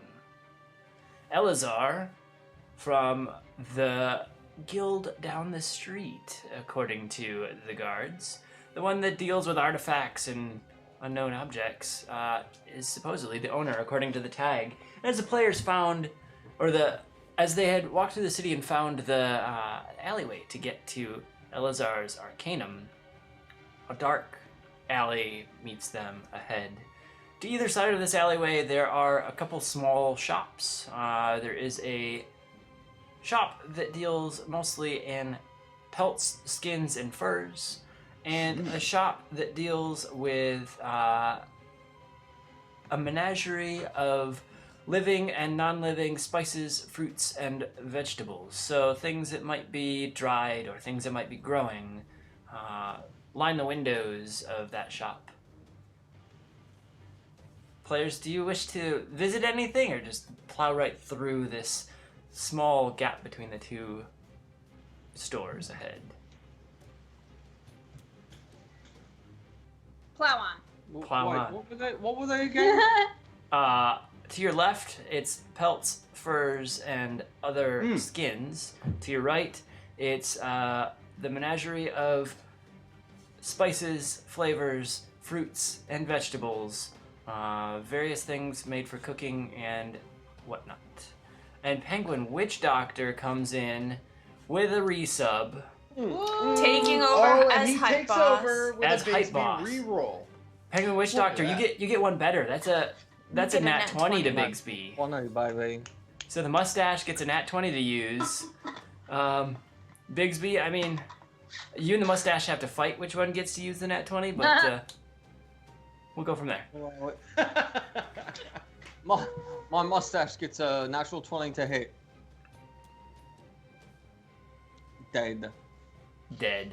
The mustache deals 4 million hit points of damage to any creature. Doesn't matter. They're dead. Yeah. Dead creature. Dead. All right. So Rosalind is ready to find out what's going on with Elazar. Not down with these dead animal pelts. No? The weird thing is that it also said in other skins. Yep. What? I mean, it literally says skins on there. It does. Like, people? I really hope not, but I mean, should we investigate to do the... Malad is actually more interested in the spices and the fruits and vegetables, so he's actually leaning towards going to the other one. You guys can each go in either, and if you need help, I'll be in the middle. You'll wait here for a minute. I'm gonna turn to Mick and say, maybe you should stay outside really quick. Just stay right here. I don't know how gung-ho they are about getting their pelts. And then Bigsby's just gonna kind of like open the door and peek his head in a little bit. And just see what's around.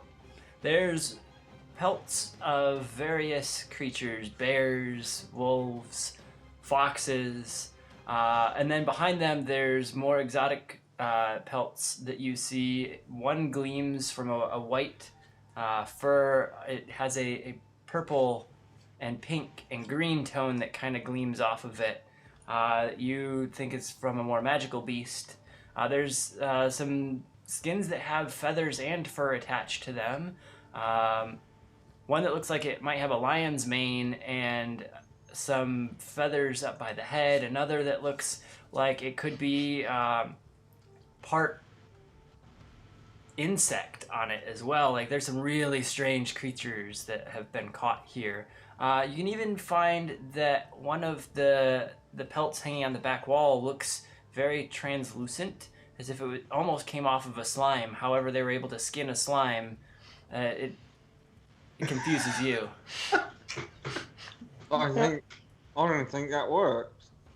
I mean, pudding and Jello get a nice rubbery layer on it, right? You leave them out for long enough. Now, with all that I'm seeing, do any of these look like people? You don't see any people. Okay, that's good. That's good. But That's there is a back room. By people, we mean humanoids, right? Yeah. That's fine. That's fine. Hello? Hello? Can I help you? Possibly. It's me, Bigsby. You've probably heard of me. Oh, Bigsby, I've not been hunting your foxes. Don't accuse me of that. But your people did bring in a few rats, rodent things. They're an unusual size. I just don't know what to do with them. Skin them, you fool. That's your job. Well, okay, I'll skin them. They're gnarly. They're gross. And you see an old man come hobbling out, a human that is actually so old and bent over. He's about your height, face to face. We'll get them skinned, and I don't know how to categorize these things, because while they're a rodent, they're much bigger than my rodent selection. Yeah, just call them Super Rat. Super Rat. Okay, Super Rats it is. We'll just type rat in all capitals. Type? That's rat. Type, You know. okay. Oh, you mean like letters so when I write it, the typefaces. The Uh-huh. typography. Typography, yeah, okay. Ha, ha, you kids and your slang type. Ha, ha. Oh, he laughs and you hear him creak and crackle as he kind of turns and walks away from you. I'll send a couple bags of gold your way for these. I'm sure they'll fetch a pretty price. POTUS wants to know what types of fonts were available here. Papyrus and Comic Sans. Those are the only two that are allowed. Those Question never asked. those are the only two that are available in this Too Good to Be True kingdom. Are you telling me that Bigsby was written in either papyrus or Comic Sans on that poster? Burn it to the ground. It was actually small caps of papyrus, so it was slightly classier. Oh, no, it's not. Oh. No. All right. At I'll least back out of it that wasn't Wingdings. Oh, Wingdings is the scripts you can't read. Yeah. It's like when you look at Dwarvish and you can't read Dwarvish, it looks like Webdings. Basically. It's either that or Thieves Can't. Thieves can't. What's wrong with these cats? Nothing. I'm not saying there's anything wrong. I'm just saying. Look, I'm done with my room. Go to the next room. As the shop door is opened and Malad peeks into the spice menagerie, all sorts of smells hit you square in the face. Some pungent, some sweet, some overpowering, some that make you want to just cry in pain, and then some that are just like the most exquisite smell, but it all just comes bursting out that door, and you just get hit in the face and are taken aback for a moment, and you see a small elvish child sitting inside. Ma will be back in a little bit. I can help you find spices that I can reach. I can't reach those shelves up there. I know you like the spicy stuff, and that's on the top shelves. Yes, So I do. I can just have her send it to you, or bring it to your new inn. But I've got these. And he pulls down a little bundle of what seems to be sticks, and he takes a big whiff of it, and he hands it to you, and it's a bunch of curled bark. It's a very distinct smell, and the kid goes, Ma, let me name this one. I call it Man of the Sins. That guy's got to go to church. That's a great name for it. It bites you. Pumpkin. It bites you in the face if you don't put it in something sweet. Oh, I hate it. But I love it when it's in sweet stuff. All right, I will keep that in mind. Absolutely. Shield of Destiny. Oh, Shield of Destiny with a sub. Thank you. Look at that. Taking the Penguin Witch Doctor down by like half his health points. Uh-oh. Got more subs. Well, do you need anything while you're here with the spices and smelling this man of the sin? I think I'm just going to thank the child for his time, and take the man of sin and try and come up with a new brew for it. I If will you so drink that brew. if you put it in your hot chocolate, it's really good. Chocolate does go well with it. All right, that's good to know. Oh, we got a new beer here. The chocolate cinnamon beer. Here it Yeah, comes. it's gonna be a Here chocolate it cinnamon comes. stout. Yeah, buddy. If anyone from any local brew pubs is wanting to sponsor us, If you we'll want to make that chocolate cinnamon we'll stout, put our face on your chocolate cinnamon stout. Maybe. pretty good. Sounds good. All right. You walk out with a new spice in your pack, and Bixby, you walk out knowing that some gold will be coming your way for the giant rodents of unusual size that your group has delivered. Yep, totally did that. This Totally place is did weird. that. Let's go to this Abernathy or Elazar. yeah, him too. All right. You walk down this small corridor, and as you do, there's a little incropping, and in the incropping, there's a couple kids playing a game, and they're quite dirty and look like they've lived out on the streets a bit. And one of them looks up at all of you and goes, Oh, I'm sorry. If I knew you were coming through, I would have washed. We've been playing in the mud today. But I don't have any other clothes to change into at the moment, so I won't touch you.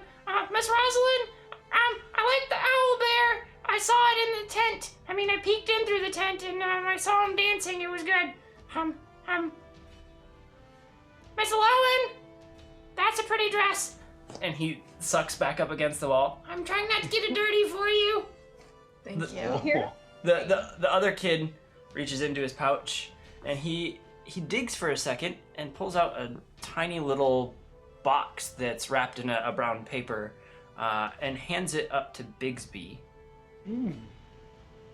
And he goes, "From me, Dad," and then looks down and just looks away. Thank you. Open it? As you open it, you dig into this little parcel and you find that there's a tiny little emblem that looks like it's got a hook on it to hang on a chain. This emblem would usually be seen on a healer or a medic of sorts. There's a little note with it that says that it does help on restoration spells. When used, it could give you more health. And then on the back side of the note, it says, "I hope you and your team can put this to good use, comma, sorry I can't be your field medic," and then a name scribbled on there as if it was someone you'd been in contact with. Oh. Hey, that's okay that he can't be my field medic. This is a wonderful bit of help. Hey, you tell your father that I very much appreciate this kind gift that he is giving to me. Okay, I'll tell him when he's back from his trip. Thank you, sir. And he kind of looks down, very nervous. It seems that he's kind of scared of the fox. Oh, hey, by the way, Mick's cool. Okay. Do you want to poke him? Nope. And he pulls back and just like stays away from the fox, and he does kind of reach out and catch a Lowen's eye as he's trying to reach for something in the back of your pack as you walk away, and totally fumbles and bumps into your pack and pulls his hand back and looks away. Don't poke me. Poke the fox if you want to poke. I'm sorry. Kidding. And he winces and touches the fox quick and pulls his hand back. Did it? Okay, bye. And he's curled up in the corner now, just nervous. It looked as if he was kind of catching Aloan's eye, as if he was trying to prove to her that he can thieve things and be part of her group at the tent. Bigsby says, yet another life changed out on the adventure. We'll keep walking. Keep walking. You get to the door after a strange little meeting in the hall. And as you get to the door seems not to be locked. And it creaks open nicely for you. And there's a large, expansive room that is dimly lit and seems to be in a terrible disarray. The room goes back about 40 or 50 feet, and to the sides 40 or 50 feet. It seems as if you found a back entrance to whatever this building is, but you don't see any other doors in this room here. About center of the room, there is a small workbench with a few candles around it, and a figure leaning over with a contraption of glass spectacles on their face, examining an artifact on the table. Around the room, in the mess, there's a few broken weaponry pieces, a few large sculptures that seem to have been broken apart and like really torn to bits, as if there's something that has been looked for. So the room is fairly messy, with a path to this table. The figure doesn't pay any mind to you as you've just opened the door. Seems very engulfed in their work. Elazar. Hello. Who goes there? I just I'm curious why your name is on my newest sword. On your sword? What sword is it that you speak of? I pull out the And box. he stands up really straight as you pull out the box, and as he's hearing about the sword. Ah, my sword. Yes. Bring it here. Come quickly. I must inspect it. I've been missing this for some time now. And he gets a big grin across his face. Why was there a letter to deliver this to the king? I'm not quite sure why there's a letter to deliver it to the king. It's my sword, and I'm hoping to use it again. What? Insight check. All right. Also, insight check. Also, insight check. 15. 15. 11. 11. You get a very unsure feeling about this man, Bigsby. Rosalind, you have doubts, but you're not quite sure, as you don't know him, if he's just nervous or excited or any of the sort. Okay. You work in artifacts, right? Yes, you see the artifacts around me here? Yeah, okay. They're my life's work, and I'm just trying to pull them apart and find the magic behind them. Then could you tell us how this sword took us from a town that was very different than this one? And when we opened the box, it transported us to this strange place where we don't have a memory of? You're saying my sword just transported you? Yes. Okay, question. Does he look like the old guy that was at the beehive at all? No, he does not. Okay. This sword was with a beekeeper in his basement. And then we opened it. With that beekeeper? And he points No. to Malad. But at his No. place. But where my place is, aye. So, And we opened it, and all of a sudden we're here. so you're trying to tell me that at your place, not your place, there's a beekeeper, not you beekeeper, and there's a sword in your basement, not your basement, and It was this sword. What? Aye, yes. I don't think we can make it much clearer than that. That and the way you summed it up was perfect. So yeah, precisely. Before we opened this box, she was not a circus runner. I did not have a sanctuary for animals. He did not have riding foxes, and he And was. I did not own that. He had one. That Good I mean one. Yeah. but And the sword talks. She's To me. the only one that thinks that. the sword talks. Are these things not what you desire? No, What? I want to be back in reality. Are you sure these are Well, things? well, I mean, What? don't speak for. She doesn't speak for all of us. Aye. Well, the sword talks. Who's heard the voices of this sword? I have. Elowen says she hasn't, but she doesn't always like to be forthcoming with information. So the jury's still out. Well then, how did you know the sword was mine? Your name's on it. We went to take it Well, to the there was a king. tag. His name isn't on the sword. We went to take it to the king, Yes. and they opened the box, and all of a sudden it had a tag. Is that because you wanted it? Because I wanted it. It's my sword. Of course No, I we wanted can't- my sword. We found it, and it's supposed to go to the king. So Well, let me inspect it to verify if it's my sword or I'll not. pull it back. we're gonna take it to the king. If you want, you can. If it's your sword, you could describe it without seeing it. Ah, yeah. Well, it's an ornate box. Dark wood on the outside, obviously, but We can see that. Tell us about the sword inside. on the inside, a purple fabric encases a beautiful golden-handled silver blade with a few words etched across the blade. What words?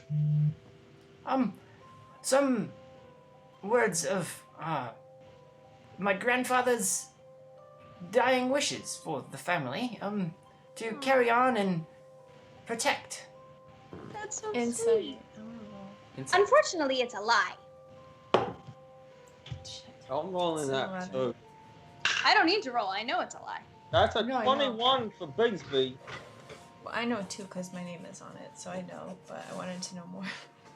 Mallet is just chilling in the back, ready for Mallet kind of likes that he owns a bunch of places in this nice place, but he also is kind of weirded out. So he's interested, but he's not gonna ask any questions. He's all right, fair enough. As the rest of the group looks at this man, knowing what they know or inciting what they incite, you're all very cautious, as you do notice that the closer the box gets to him, the fieriness in his eyes becomes almost like a red fire, and you, for a second, believe you might have seen fangs come across his toothy grin. I back away and put my hand at my hip. Bring me my sword! You can't take my property! You couldn't describe it. I don't believe that it's yours. Sorry, we'll be going now. Also, I'm sorry, old man, but the four of us definitely can take your property. We have, I mean, Want to? not that we'd like to, but we have the ability to rise up against one old man, I think. Without hold up. I just think what they're trying to say is that you are expressing yourself in a very creepy way right now. In a way that makes us all feel very uncomfortable. Extremely and while uncomfortable. We don't really know you all that well. We do have a general sense of good within us. And so to hand over a blade, which seems to be powerfully magic, to someone who gets powerfully evil when seeing it, it just unsettles us. So maybe we could all work to just discuss this. I try to make eyes at Ella and, like, if you want to go to outside, like, we can make our exit if you want. I have my hand on my sword, and I was looking at him, so I don't see her. You don't see that, all right? And Mallet is a little bit more interested now. He's definitely got his hands kind of tucked next to his hammer so that he could pull them out quickly. As you start backing away with this sword and engage a little bit more intensely with the man, he looks across the group. Well, you believe you can take me on, but what if I'm not just an old man? And the door behind you slams shut, and the man gets a little bit taller and fills out the shirt that was hanging on him a bit more, and his skin turns a bit pale, and you see a couple fangs stretch out from his mouth, and he cracks his neck a little bit, and when he does, you see 2 puncture marks on his neck. And he stands up and goes, "But now you wish to take me on." And he puts his hands out, and you see there's a little bit of a claw to each of the hands. Remember, I said in the battle of words or discussion or Mallet protection is from going good to and evil.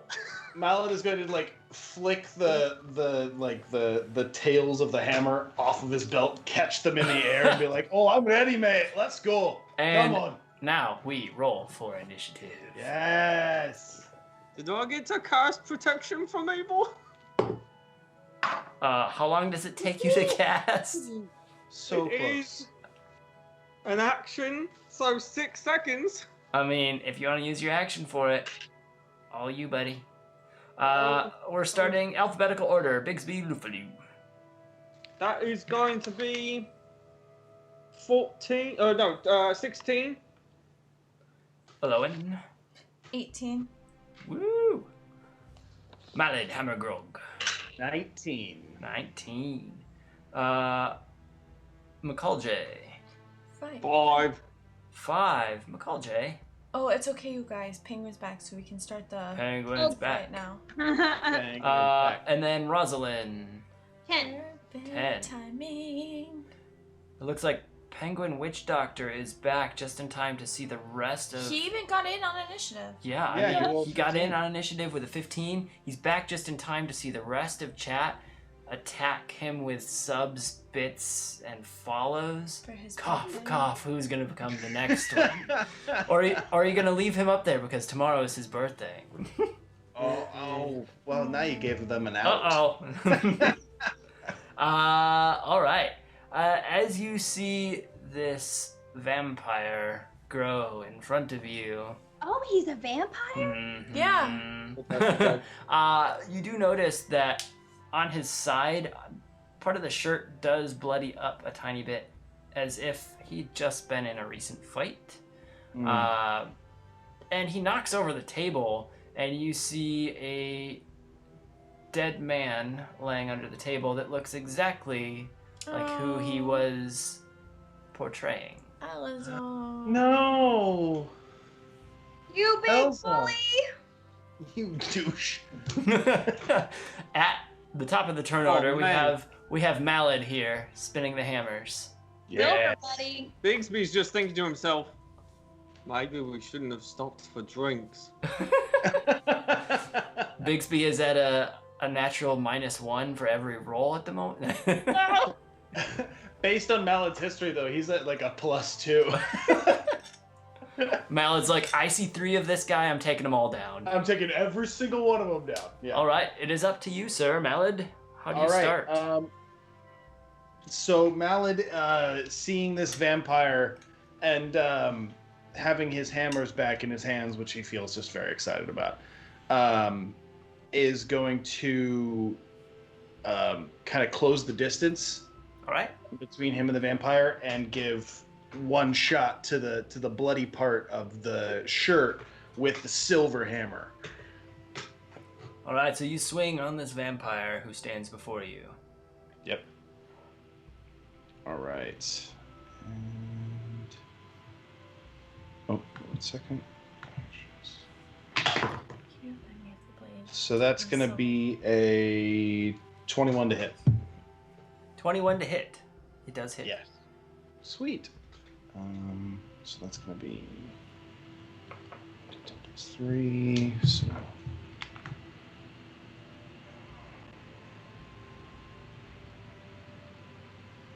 So 9 points of damage with that silver hammer. 9 points of damage with a silver hammer. You rush up and jam right into what appears to be a fresh wound with a silver hammer.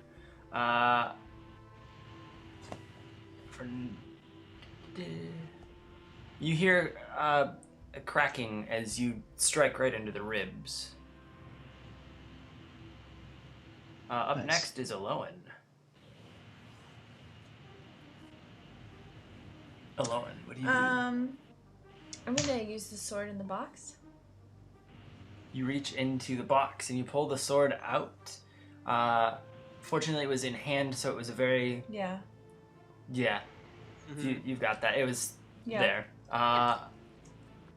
And you're going to rush up and slice away? Yeah, and I get my sneak attack.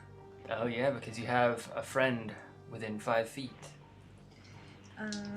So it means I get advantage on the attack, right? Or Yes. does that just mean extra damage? I believe sneak attack is a Oh, I extra add damage. damage Extra if I have damage. the advantage. yes. Or if someone is Or within. Okay. within range. Yep. Right. Oh yeah, that hits. That is a 25. You hit way above its armor class, so no, it does hit. Too far above. You hit over the head. You sliced clean through, and the body just came right back together. No. So my damage says 1d6 plus 5, and then below it is a sneak attack 2d6. Does that mean I do 2d6 or 3? 2d6 plus 5. Okay. Just Yeah, making it sure. auto generates your sneak attack, so you just reload it. That is a 9. That is a 9. All right. As you slice with the blade, you hear, as you cut into this vampire, you hear a scream in the back of your head. No, not my master! And it cuts and sparks shoot out where you're slicing, as if there's a strange affinity between these two. And you hear a small, like, whimper from the voice of, oh no, as you finish slicing at the vampire. Bigsby Loofaloo, sir. That's me. So wait, it felt like nothing happened, or? No, it looks like you did damage. Okay. So Bigsby, once again, happens to think to himself, I've really got to get some sort of magic to these weapons. And so he's really quick going to cast protection from evil on himself. And then he's gonna pull out the weapons and like move up to engage. He can't attack. But Alright. So now this vampire has disadvantage. 3 sides, essentially. Perfect. But the vampire does have people on 3 sides of him now. Yep. It is the vampire's turn, and he decides to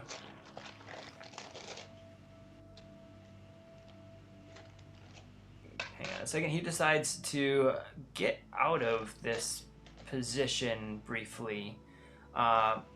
In front of you, he turns into a misty cloud of smoke and whirls into a small whirlwind. Of course he And does. backs up to the back stoop in this room, which is a small flight of stairs up, a half flight of stairs, I should say. It's raised about 5 feet up. There's a spot where he comes back as his form, staring down at the group, and yells out, I didn't think you wanted to take me here in my lair, but as you wish. And he puts his hands out and grins, and you see the bloodied spot kind of pull back together a little bit. Wait a second. How did this? I thought this was the other guy's place. Oh, these are the worst. This is what we feared. Definitely Nightmare World. Rosalind, your turn, as the vampire has pulled back a bit further, is now on the other side of the room. Yes. Thank you for doing that. I'm trying to decide.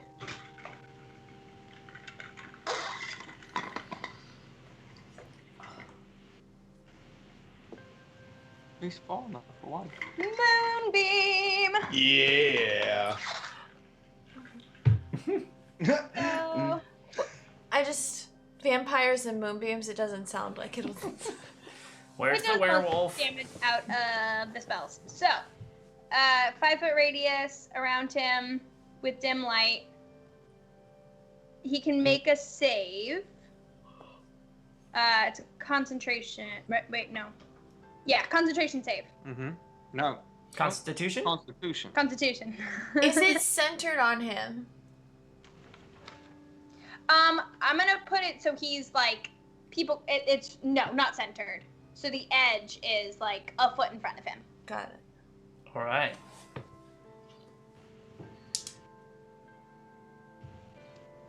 It's a 2, and you get that. Okay.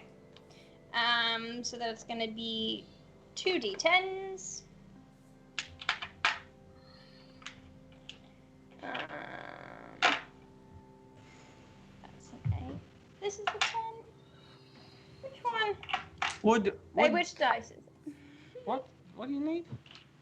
D10. That one, right? Yes. Okay. Mhm. Cool. I questioned myself for a minute. It's the There we one go. Okay. that there's 2 of. It's the one that has the 20s on it, right? 15. Wow. 15 points of damage. Yeah. Wow. She did. Nice. As the moonbeam crashes down on this vampire, his skin glows bright and sizzles a bit as it hits pretty hard. And he's now standing in this moonbeam. McCulJ. McCall J has been hit by that moonbeam before and is not particularly inclined to run towards it. So, what does he He's decide going to to do? guard the door. The door. That I don't know. close? I mean, there's I'll say this: does McCall J look around and see anything that a fox would think would help in this? He sees a few broken weapons, ends up grabbing a wooden staff out of a pile of handles and blades, and runs up holding it in his mouth, kind of hanging out to the side. Perfect. That's Right. good. I'll allow it. All right. So McCulJ is up by you, Bigsby, holding his wooden staff. We go back to the top of the turn order. Malad, you're about 20 feet out, but you do have to make a little bit of a detour to get around just the little beaming on this step up. So Okay. he's raised about It'd be 3.5, about like 4 25 feet. feet, roughly. Yeah, 25 feet, maybe Okay. 30 at the highest, but Okay. Don't enter the moonbeam. don't- Mallet is actually going to take one of his little silver hand axes that he has All right. and chuck it. All right. Uh, In order to do that, I would say you have hammers in both hands. You have to just drop a hammer. You cool with that? is there like a table, or he knocked it over? There's a table that he knocked over and kind of gives you a little bit of a blocker. If you need to like lean behind it, or if you're trying to set your hammer down. I think I'm going to set the hammer down like behind it, pull the axe, and try and hit him with it. All right, sounds good. Let's roll the hit. All right, so that's going to be a 22 22 to hit. That does hit. score. Good. I'm glad that does hit. And then that's going to be all right. So.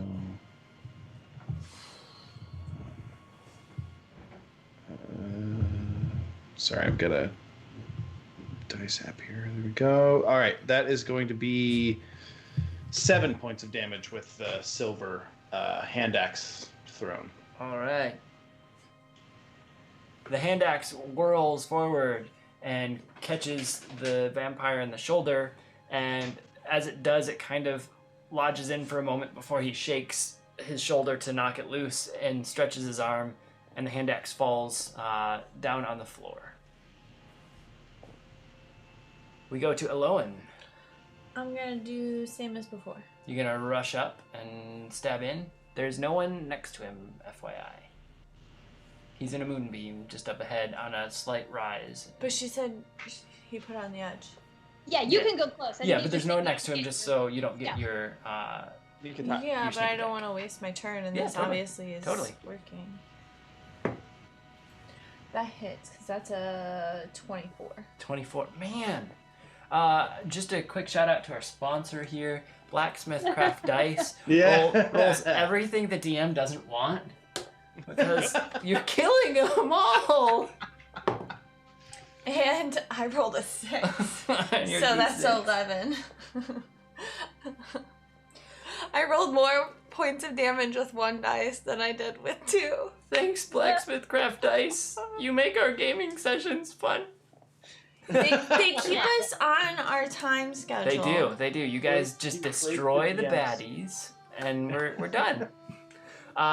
So FYI, I've just been using my short sword stats for this sword. Yep. Okay. that's fair. It is a short sword. I just didn't know if there was anything that I should have been doing. Oh, that's good. Plus 20, right? What? Plus 20. Plus 20. I mean, As you slice again, sparks shoot out where you'd expect like a spray of blood, and you hear the screams in the back of your head again about the sword's master every time you've striked with it. We go to Bigsby Lufalu. Bigsby's feeling confident.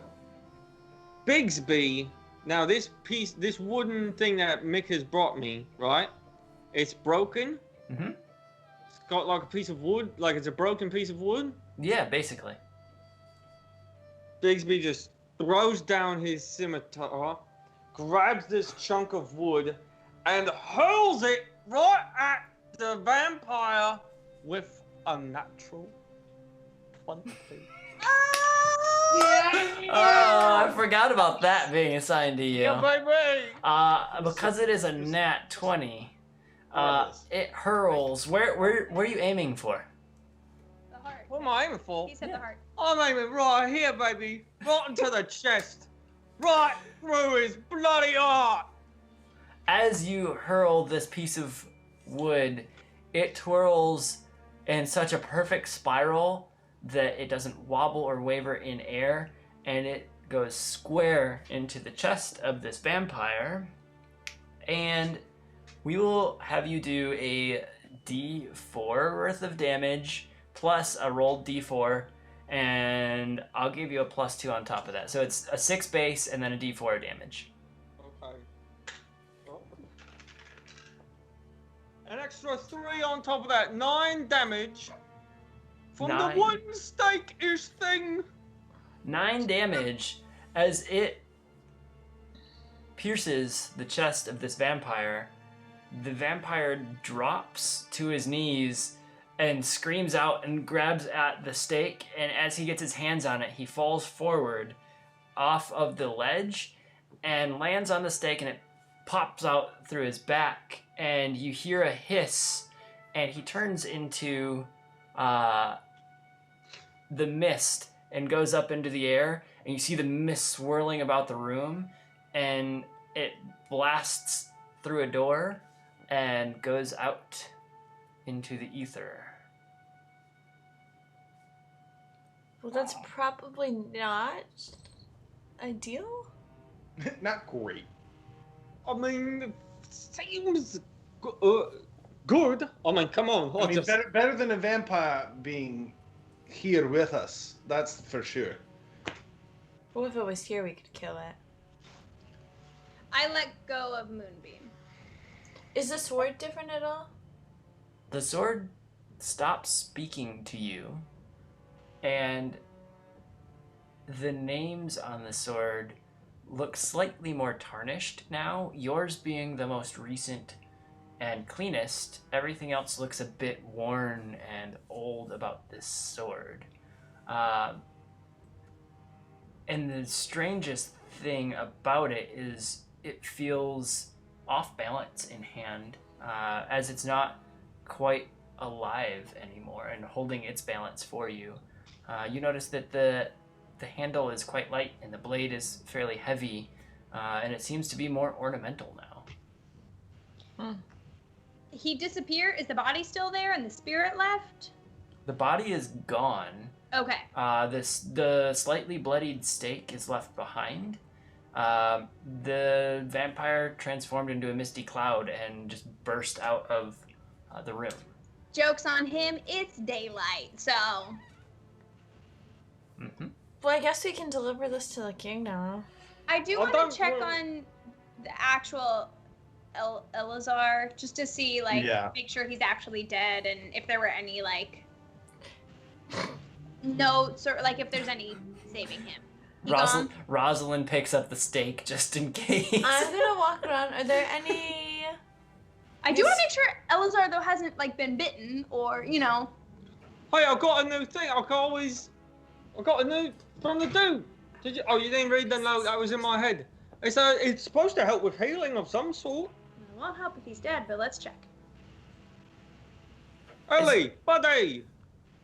As you're carefully turning him on his back, you hear a and he's got cuts and bruises all over him, and he looks up and goes, Are any of you bitten? No, are you? No. I tried to fight him off. He's gone. He Clear yourself. he's looking for We have an it. enchanted sword. I have it, but it's not enchanted anymore. Don't worry about it. Look, let's. Help me heal him. Okay. Oh yeah, here. Hold this thing while you do it. Maybe that's how it works. Okay. I didn't get What the would be better, instruction healing booklet. spirit or Cure cure wounds? Just cure wounds. It's faster. Okay, I cast Cure Wounds, and I have the little thing above her. Yep. Okay. This little pendant. Let's see what your cure wounds is. Well, it's a 2 on the dice. Plus. So 8. All right. No, that's your attack modifier. Oh. 4. Oh, 4. Okay. 6. 6. Please roll a d20. This pendant, if you roll 15 or higher, gives you an extra 5 points of healing. Nope. Ooh. No, it didn't work this time, but that's great. All right. So, So 6 you- points. you've given him a bit of life back, and he sits up and tilts his head around. You haven't opened the container with the sword, have you? The rogue did. Yeah, she kind of took it in, grabbed it. Grab the sword. She grabbed the sword. Here's the thing. Before we opened the box, the world was different. We opened the box, and the world's like this. Also, Well- the talks to me. It did. Who else has touched the sword? Just her. No. Just Elowen. She wouldn't share. Oh, well, Do we have to kill her? Aloan, is your name now engraved on the sword? Yeah. Are you wishing to stay in this realm? I don't know. I just got here. Well, you're bound to this realm while your name is on the sword, and the Aloan of this realm is, in your place, wherever that was.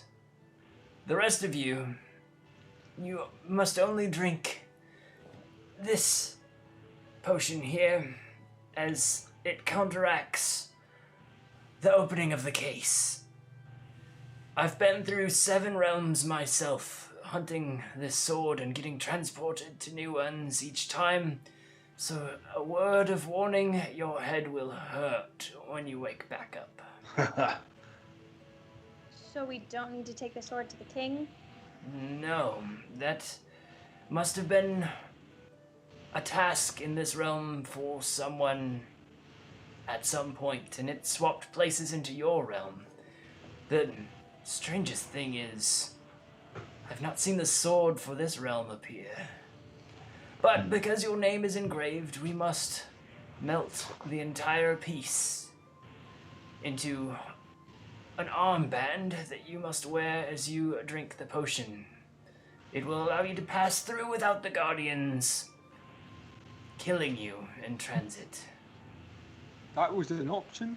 That's These not exactly what I was expecting. These portals are not your standard portals. There's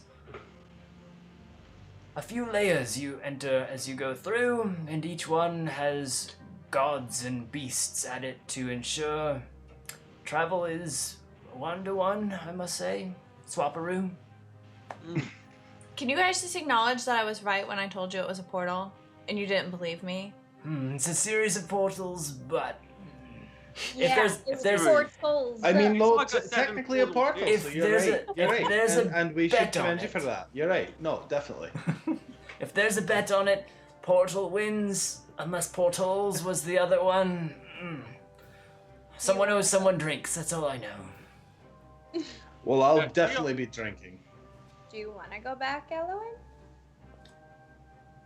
I mean, Maybe- I don't want to be a carny, so... Okay, let's get this fire going. Right? Alright. Or do we have to, like, take it to some volcanic mountain and throw it in to melt it? That's just absurd. Okay, okay. That would be. Sounds like something you do for a trinket or jewelry piece, but not a weapon.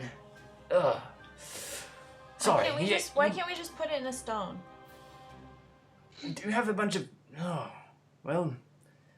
It Because you can't appears... wear a stone sword on your arm. It appears my artifacts here are more or less useless now, so there's no stone to encase it in. And he looks around, surveys the room, puts his head down briefly. Many years of artifacts this realm loses now, but I'm sure there's a way we can work with it. He digs through a few pieces at his desk and pulls out a small paper, and he carefully hands it up to the group and says, this will burn bright. You just need to place the sword on it and step back. It burns anything placed on it when you light it on fire. It's a very scary trinket, but it gets the job done in this case. All Are right. there more papers there? No, Oh. they were not. Should we put it like in a stone basin to catch the melted hot liquid? It would make sense, but Oh, never mind. when you melt this, it's actually I was confused. cool to the touch for 5 minutes. It's a very strange metal. One that's not of this planet or planets. Okay. A gift from the gods, they say. All right, well, Let's do it. everyone, step back. Mick, step back. As you set the paper down and place the sword on top, Mick had reached down into a small little bag he had found and pulled out a few different colored gems and wags his fox tail and looks as if he wants to place them in the mix. And the old man quickly just bats them out of his mouth. No, that's for something far worse. Oh no. You saw yellow, green, blue, red gems. Oh, Bedbugs. yes. Mick, Yes. let's just leave those be. The You did sword a is- good thing with the stick.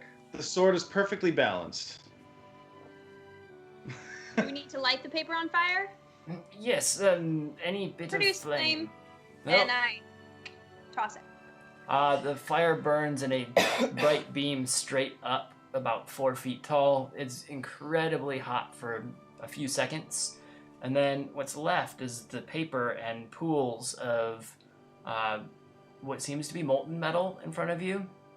And the old man says, poke it with a stick to see if anything sizzles first, just in case. I would hate you to burn your hand off if you weren't careful. I grab my vampire stick and just use the other end that's not pointy and poke it. There's no sizzle, nothing. It kind of stirs in a weird melty pool in front of you. And it solidifies a little bit, almost into a clay-like mixture. Craft time. Craft time. He instructs you to build an arm piece for Aloan to wear, as she was part of this sword. And he points a few things out in the room in case you care to strap it on with some leather bits, or if you want to form it to her arm. He does let out the warning that in order to remove it, you'd have to melt it again. Ensuring you don't just slap it on there and give yourself a metal cuff that you don't intend for. Oh. Yeah, maybe. I'll grab some leather and attach it so that it can tie and come off. As Form it. you're Hand it. as you're building this out and making sure she's got the metal cuff, Elazar mutters a few words that he's reading out of a book, and he's handing vials up to you all. This is my last batch. I'll be able to have one more trip for myself, but this portal that is forming in front of you should do the trick to get you home. And as the portal sparks and twirls open, it kind of like jitters around a bit, almost very unstable. And for a brief second, you're able to see a glimpse of your dragon spire. To stumble on in, and the people out in front cheering about something, and then it goes fuzzy for a moment. And as it goes fuzzy, the portal does sputter out a small contraption. It's a little metal box that pops open, and when it does, a mist of a similar vampire nature comes billowing up, and it starts to form into the shape of a vampire, but not fully solidified, and it's clawing out at the metal on Aloan's wrist. And it takes forever for this thing to become more solidified in front of you, and as it does, it finally gets a claw to clank against the metal piece on Aloan's wrist, and when it touches the metal, the names all begin to slowly appear in front of your eyes, and as the names are appearing, this vampire becomes more and more real in front of you, and Elazar's flame and throw things. Elazar's sitting there, wide-eyed. This has never happened before. You must slay it before it takes her arm. Oh, the metal. What Produce flame! Produce flame! You get the ability. I'm gonna try to smush its head with a freaking hammer smash. I need all of you to make attack checks here, as this thing is focusing, or attacks as this thing is focusing solely on the armband. Aloan, you're able to attack with whatever you have. All right, so Malad hits with his warhammer. The first one was a 23. All right. And then he's going to take his bonus action and try and hit again. Yep. And then roll me your damage if that hits. Does it? It does, and it's a critical hit, actually. All right. Roll up your damage. The rest of you, roll to hit. All right. So we've got... I'm just going to add up all your numbers, and if it hits a certain threshold, you may or may not just splatter this thing before it becomes fully realized.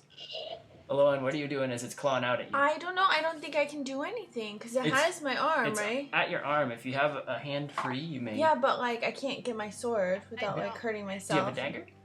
I do, but where would that be? Probably on your belt or on the edge of your bag. If it's on the edge of my bag, then I won't be able to get it. Okay. Mr. Right?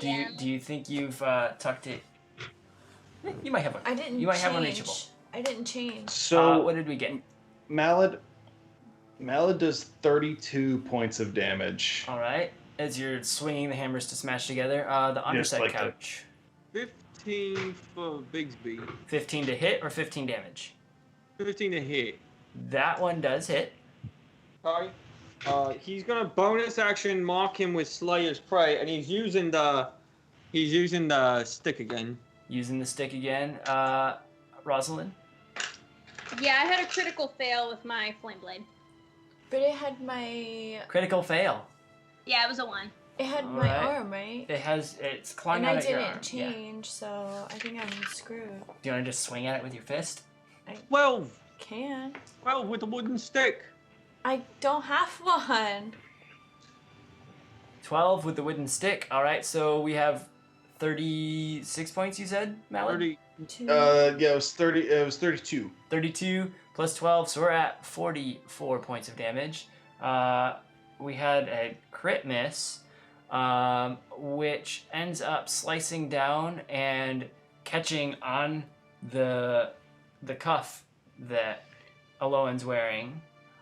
Fortunately, it is metal, but it does begin to melt a little bit, and the fingers of this vampire get stuck as it's melting in for a brief moment. Aloan, do you do anything as he's clawing out and now like pulling your one arm? I Do mean, you I wanna just imagine swing? I'm like swinging my arm and trying to get away. Go ahead and give a kick or a punch, whatever you want to do as it's coming to life in front of you. I feel like we need like 6 points. What like, would be my oh, we're so modifier? close. We'll give you your dexterity modifier if you're swinging with a fist. Okay, well then it's a 23. You're able to just punch this guy. Where do you want to hit him? I don't know. I'm just. In I the don't know. throat. In the Punch throat. him. Throat punch him. You're going for Okay. a throat punch. That Give sounds me like a me. D4 plus 1 there. It's a 3. 3. So we have 47 points of damage as it goes in. The 2 hammers smash on either side of the head, and the mistiness as it comes together ends up popping mist everywhere. It didn't even quite form. It just like sprays a cloud of mist in all directions. As that happens, a stake goes in through the back, and a punch right into the neck all cause this thing to just dissipate in midair.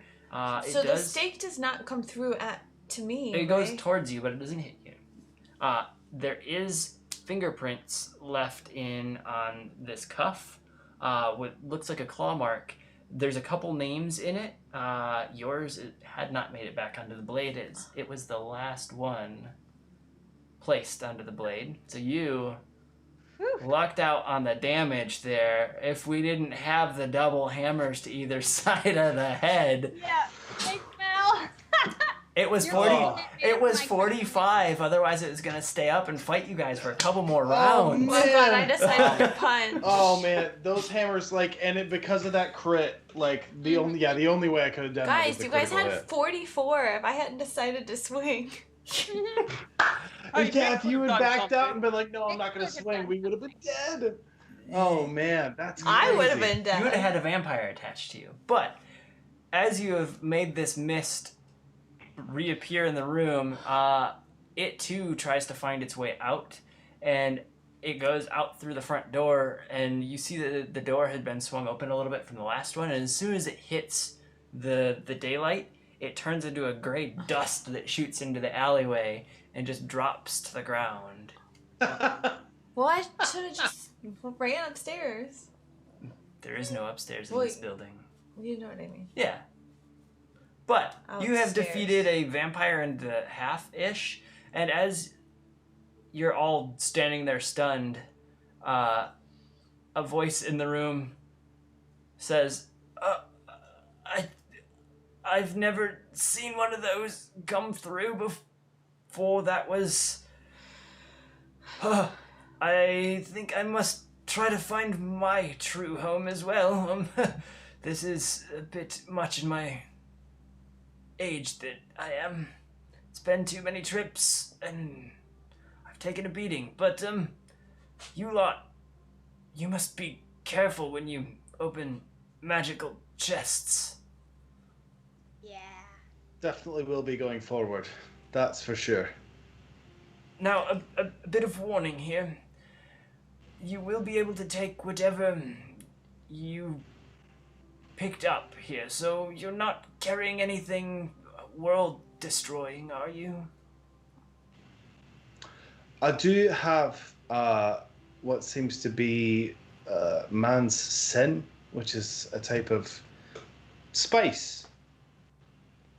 That won't destroy the world, though, will it? I hold up the healing thing that had been given because I haven't handed it back yet. Is this okay? Those seem like mere trinkets when Okay. compared to the sword itself. So I think you're all right. This portal can form for the next couple minutes. Feel free to look about my space. There's probably not much left here. Okay. Malad is definitely going to look around the space and try and find something.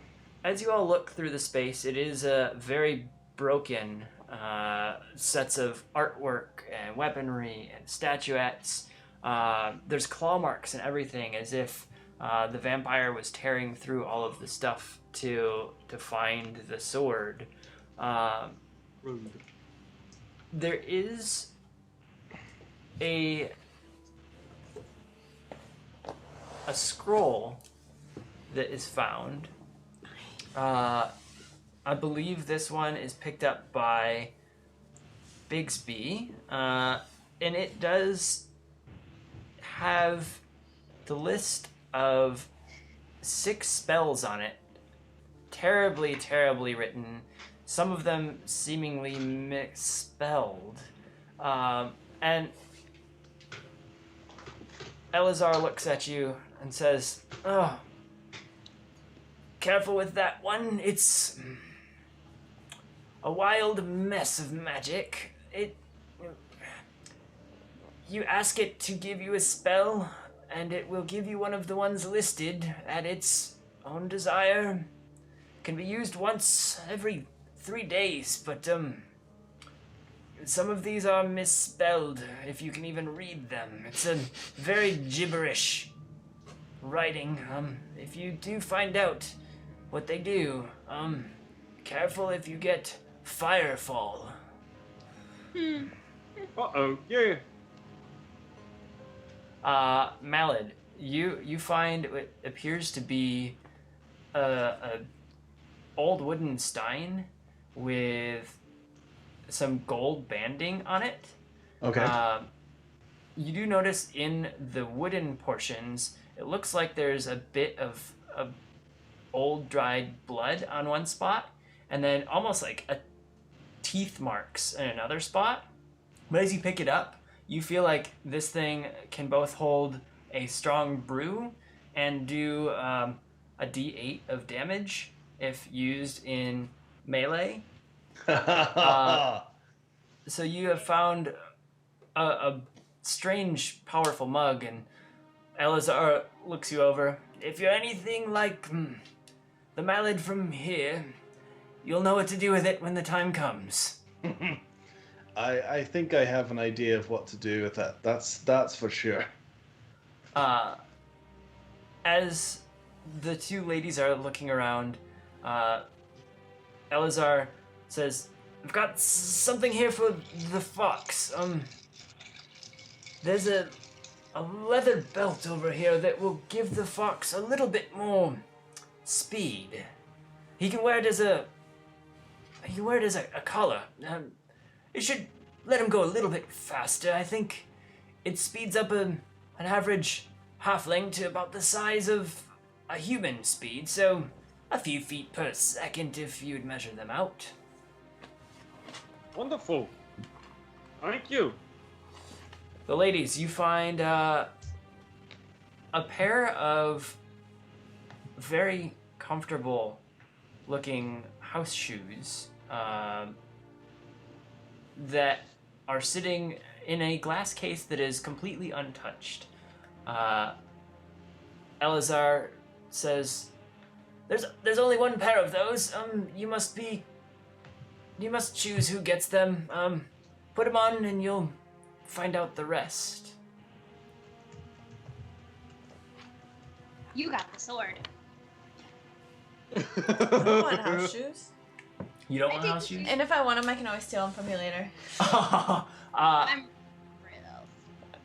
As you put on the shoes, you notice that they make your step incredibly light, that you now have a +3 to your sneak, but you're able to do a more cartoon-esque walk off a ledge and walk back. You get an extra little step in case you need a boost. They feel like walking on clouds. So, cloud step slippers. And then finally for Aloan, your eye is caught by a bunch of jewelry laying on the ground. Elazar looks at you and goes, "There's one in there that you might enjoy. You'll know it when you see it." And all of the bands are very standard gold and silver, but there's one that's got a fire design etched around it. And as you put it on, you feel almost sparks run up your arm. And as you open your hand, it shoots up a ball of sparks, and it floats in your hand for a brief moment and then dissipates. he looks at you and goes, it's best used for distractions or other things. If you throw it hard enough, it creates many colorful displays of light. You might enjoy it knowing if you're anything like the Eloan of this time and place. And at that moment, the portal solidifies, and you're able to see that it opened up right in the square in front of the Stumble On in your Dragon Spire. I think that's our time to go. I guess we should probably get the others of us back here. Hey, Ellie, you staying? I've got a few things left to do here that I at least need to clean up that vampire dust and make use of it. Yeah, just let them know the others us that will probably pop through to here. Just let them know, like, sorry, that's our bad. Oops. But I love what they've done with the place. I'll be sure to let them know. Okay, thanks, bye! I jump on the Mick. Thanks, And we bye. ride! As you ride through, you notice Mick's got a little pep to his step, and he rides just a little faster. I'm assuming a lot of you follow through, correct? Yeah. As Malad begins to step through, he stops for a moment. He looks back, shakes his head, and he says, no, I've got to work for it myself. And he steps through. Also, you're in terrible debt here. I know, like, also don't want to deal with that guy's bullshit. Like, don't need it. As you step through, you feel the portal close behind you. It seems to be just a little bit later in that same day that you had left the original day. And a few of the townsfolk are standing on the front stoop of the Stumble On In, and one of them looks up. Oh, Malin, I heard about your new recipe for beer. There's a lot of talk going around. Did you happen to get the honey you were looking for? Not as of yet, unfortunately, but it's right down the road. Yeah, you did. Did I take the honey? Yeah. Of course you do. I did, in fact, take the honey. And I plan on turning it into something that you will definitely enjoy, my friend. Well, I heard you were talking to the barkeep here earlier today. He's already got a brew house that he was already working on that he wants you to be a part of. Did he not tell you that message? I must have misunderstood. But I'll go in and make sure that I talk to him about it. He smacks the youngster next to him. You're supposed to deliver him the message. And you hear, but I did, Pa, I did. And there's a slight confusion here. And as that's going on, the doors are opened wide on the Stumble On In, and folks are gathering for dinner time. And each of you get similar interactions where people are like, oh, it was great to see you earlier today. Or, I look forward to the way you will help out in our town. And it just seems as if something was happening without your knowledge while you were gone. That's Why? Strange. Well, As you, Stuff in their world. as you walk into the Stumble On in the back corner where there was the nice fancy setup in Malad's Ale House, there is a nice-ish table there with a few odds and ends nice chairs placed in there, and a note sitting at that table. And it reads on the front, to us. The barkeep motions you back to the table and kind of looks at you all. You're a bit more in disarray than when I saw you earlier. I hope your afternoon travels went well. The table as you requested back there. Thank you. Thank you. Yes, that happened? Busy day. Mallet is gonna make his way to the table and pick up the letter. As you pick up the letter, you recognize your handwriting on a small part, and the rest of your handwritings.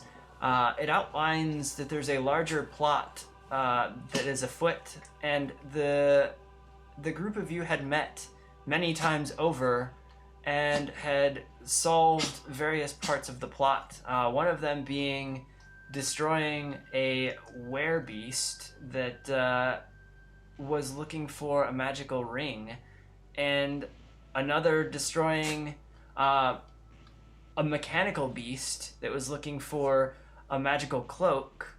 And it outlines that there may still be more to this attire that's causing these rifts. Oh, Weird. That's Wow. very interesting. that's a sword and a ring and a cloak down. Mm-hmm. These portals, man, I'm telling you, that's what I've got into this business. Well, that's not why I got into it, but I am keenly intrigued, let me tell you. When you all have finally got food coming to the table, one of the mugs that shows up is a brand new wooden mug, and on the side there's an emblem that says Malad's Ale House. And the innkeeper looks at this and sets it down full of a nice tall stout for Malad and goes, I think you left this one behind earlier. You have an ale house already? I've got a brew house set up if you want to join me, but if you're already competing. Oh no, worry not, my friends. Let's talk more about this for sure. I would love to be assistant to your brew house that you have going on. All right, sounds good. And as dinner comes out, and the two wild puppies in the inn go fighting and wrestling under the table, tonight ends with a few sharp shark bites, apparently. As Aloan is... They're just hangry. They're just hangry. As Aloan's getting gnawed at by the vicious beasts that roam the inn. And with that, we end this part of the session. I guess there's more parts of the clothing items you have to find. I guess so. If you want to. I guess so. Ruby slippers, a Yes, super there's the heart gauntlet and thing. the- There's a parcel. Perfect. There's a ring that does something with green. I don't know. Parasol. Yeah. A parasol. Oh, Ryan Reynolds is in that one. That's weird. I don't understand. who knows? Penguin Witch Doctor, you did not miss your birthday party. That's still to come after dinner. The party is just hanging out, getting their dinner. Surprise birthday party incoming. In 3, 2, 1. This is your birthday song. It isn't very long. It is Hey! very long. Hey, Hey, sparklers. Yeah, Sparklers. That's it for this evening. We are still doing some more of these one-shots, random little stories set in the world of Nier. As you've seen Mac join us for a couple sessions, we may have other faces throughout the summer. We may have other stories on similar islands. So do keep in touch by visiting social down here for all of our players, and social up that way for us as the show. Like, follow, subscribe. We do post if we have special shows outside of the first and third weekends. So this being, I think, a 5-weekend month, Yep. we might have a 5th weekend Ooh. show, which might go back to back with a start of stuff in September. So do follow, do like, subscribe, join, and we'll be in touch that way. And before we wrap up, we're gonna find a fun channel to raid, but just some reminders to check out Critical Treasures. They have some new dice that just launched, as well as some other awesome RPG D&D swag. We also have blacksmith craft dice, which roll just what you need. As you saw, working pretty darn well tonight. yeah, some stellar dice for this evening. Right? Beautiful metal dice. Really, it's just such fun quality. All sorts of new colors and everything. And Beautiful. I pretty much Yes, Dat Fam. gave gave my stimulus check to them. So, but that's okay. And check out some caffeinated kobold for all your coffee needs. And I Yes. hope you've enjoyed On this the break episode. today, I must admit that I bought 2 bags of caffeinated kobold Noise. Raising the Dead. I did Yes. it. I did it It's myself good. because so good. it sounded amazing and I wanted it. So just dive in, guys. Just go Dive for in. it. And you. before we take off, before we all close out, and as we're finishing up here, we are going to raid the DAT Network in just a second. So the Yes! DAT Network Great, is great. great. They do a lot of different shows. Nathan does play in some of them. So Oh. stick around for just a few more moments, and we'll send you all that way, and you can scream raid and chat and make a ruckus for us. Make a ruckus. Unless you really want to stay and watch my dog eat a glass of water. Which will go well, I guarantee it. Any other notes, Nathan? Did you? I just wanted to say thank you for some great donations that we got today. Yeah. Not just as we got a lot of subscriptions coming in from, I know, Shield of Destiny, Penguin Witch Doctor, I think, was in there because they got me the D20 or the natural 20, which was so amazing. Mm-hmm. We also had the Real POTUS resubscribing and just a lot of great chatting tonight. I know we didn't catch all of it, but it's just so fun having everyone. Chaos Tsunami was here. I know. I was so glad to see him back. A friend of mine. I was so glad to see him and his girlfriend there when talking to us. It was great. Yeah, Chris Hansen was here. We had Push, as always, the fisherman. So it's Lucas yes. Martinez was with us. Thank you just for hanging out and Absolutely. and having some fun. Yeah. And with that, we are setting to raid. So we are counting down. There are 8 viewers joining us here. For those of you who stuck around with our our long tail here, and we are raiding now. Say hi in chat. See you in 2 weeks. See you Bye, in 2 y'all. weeks.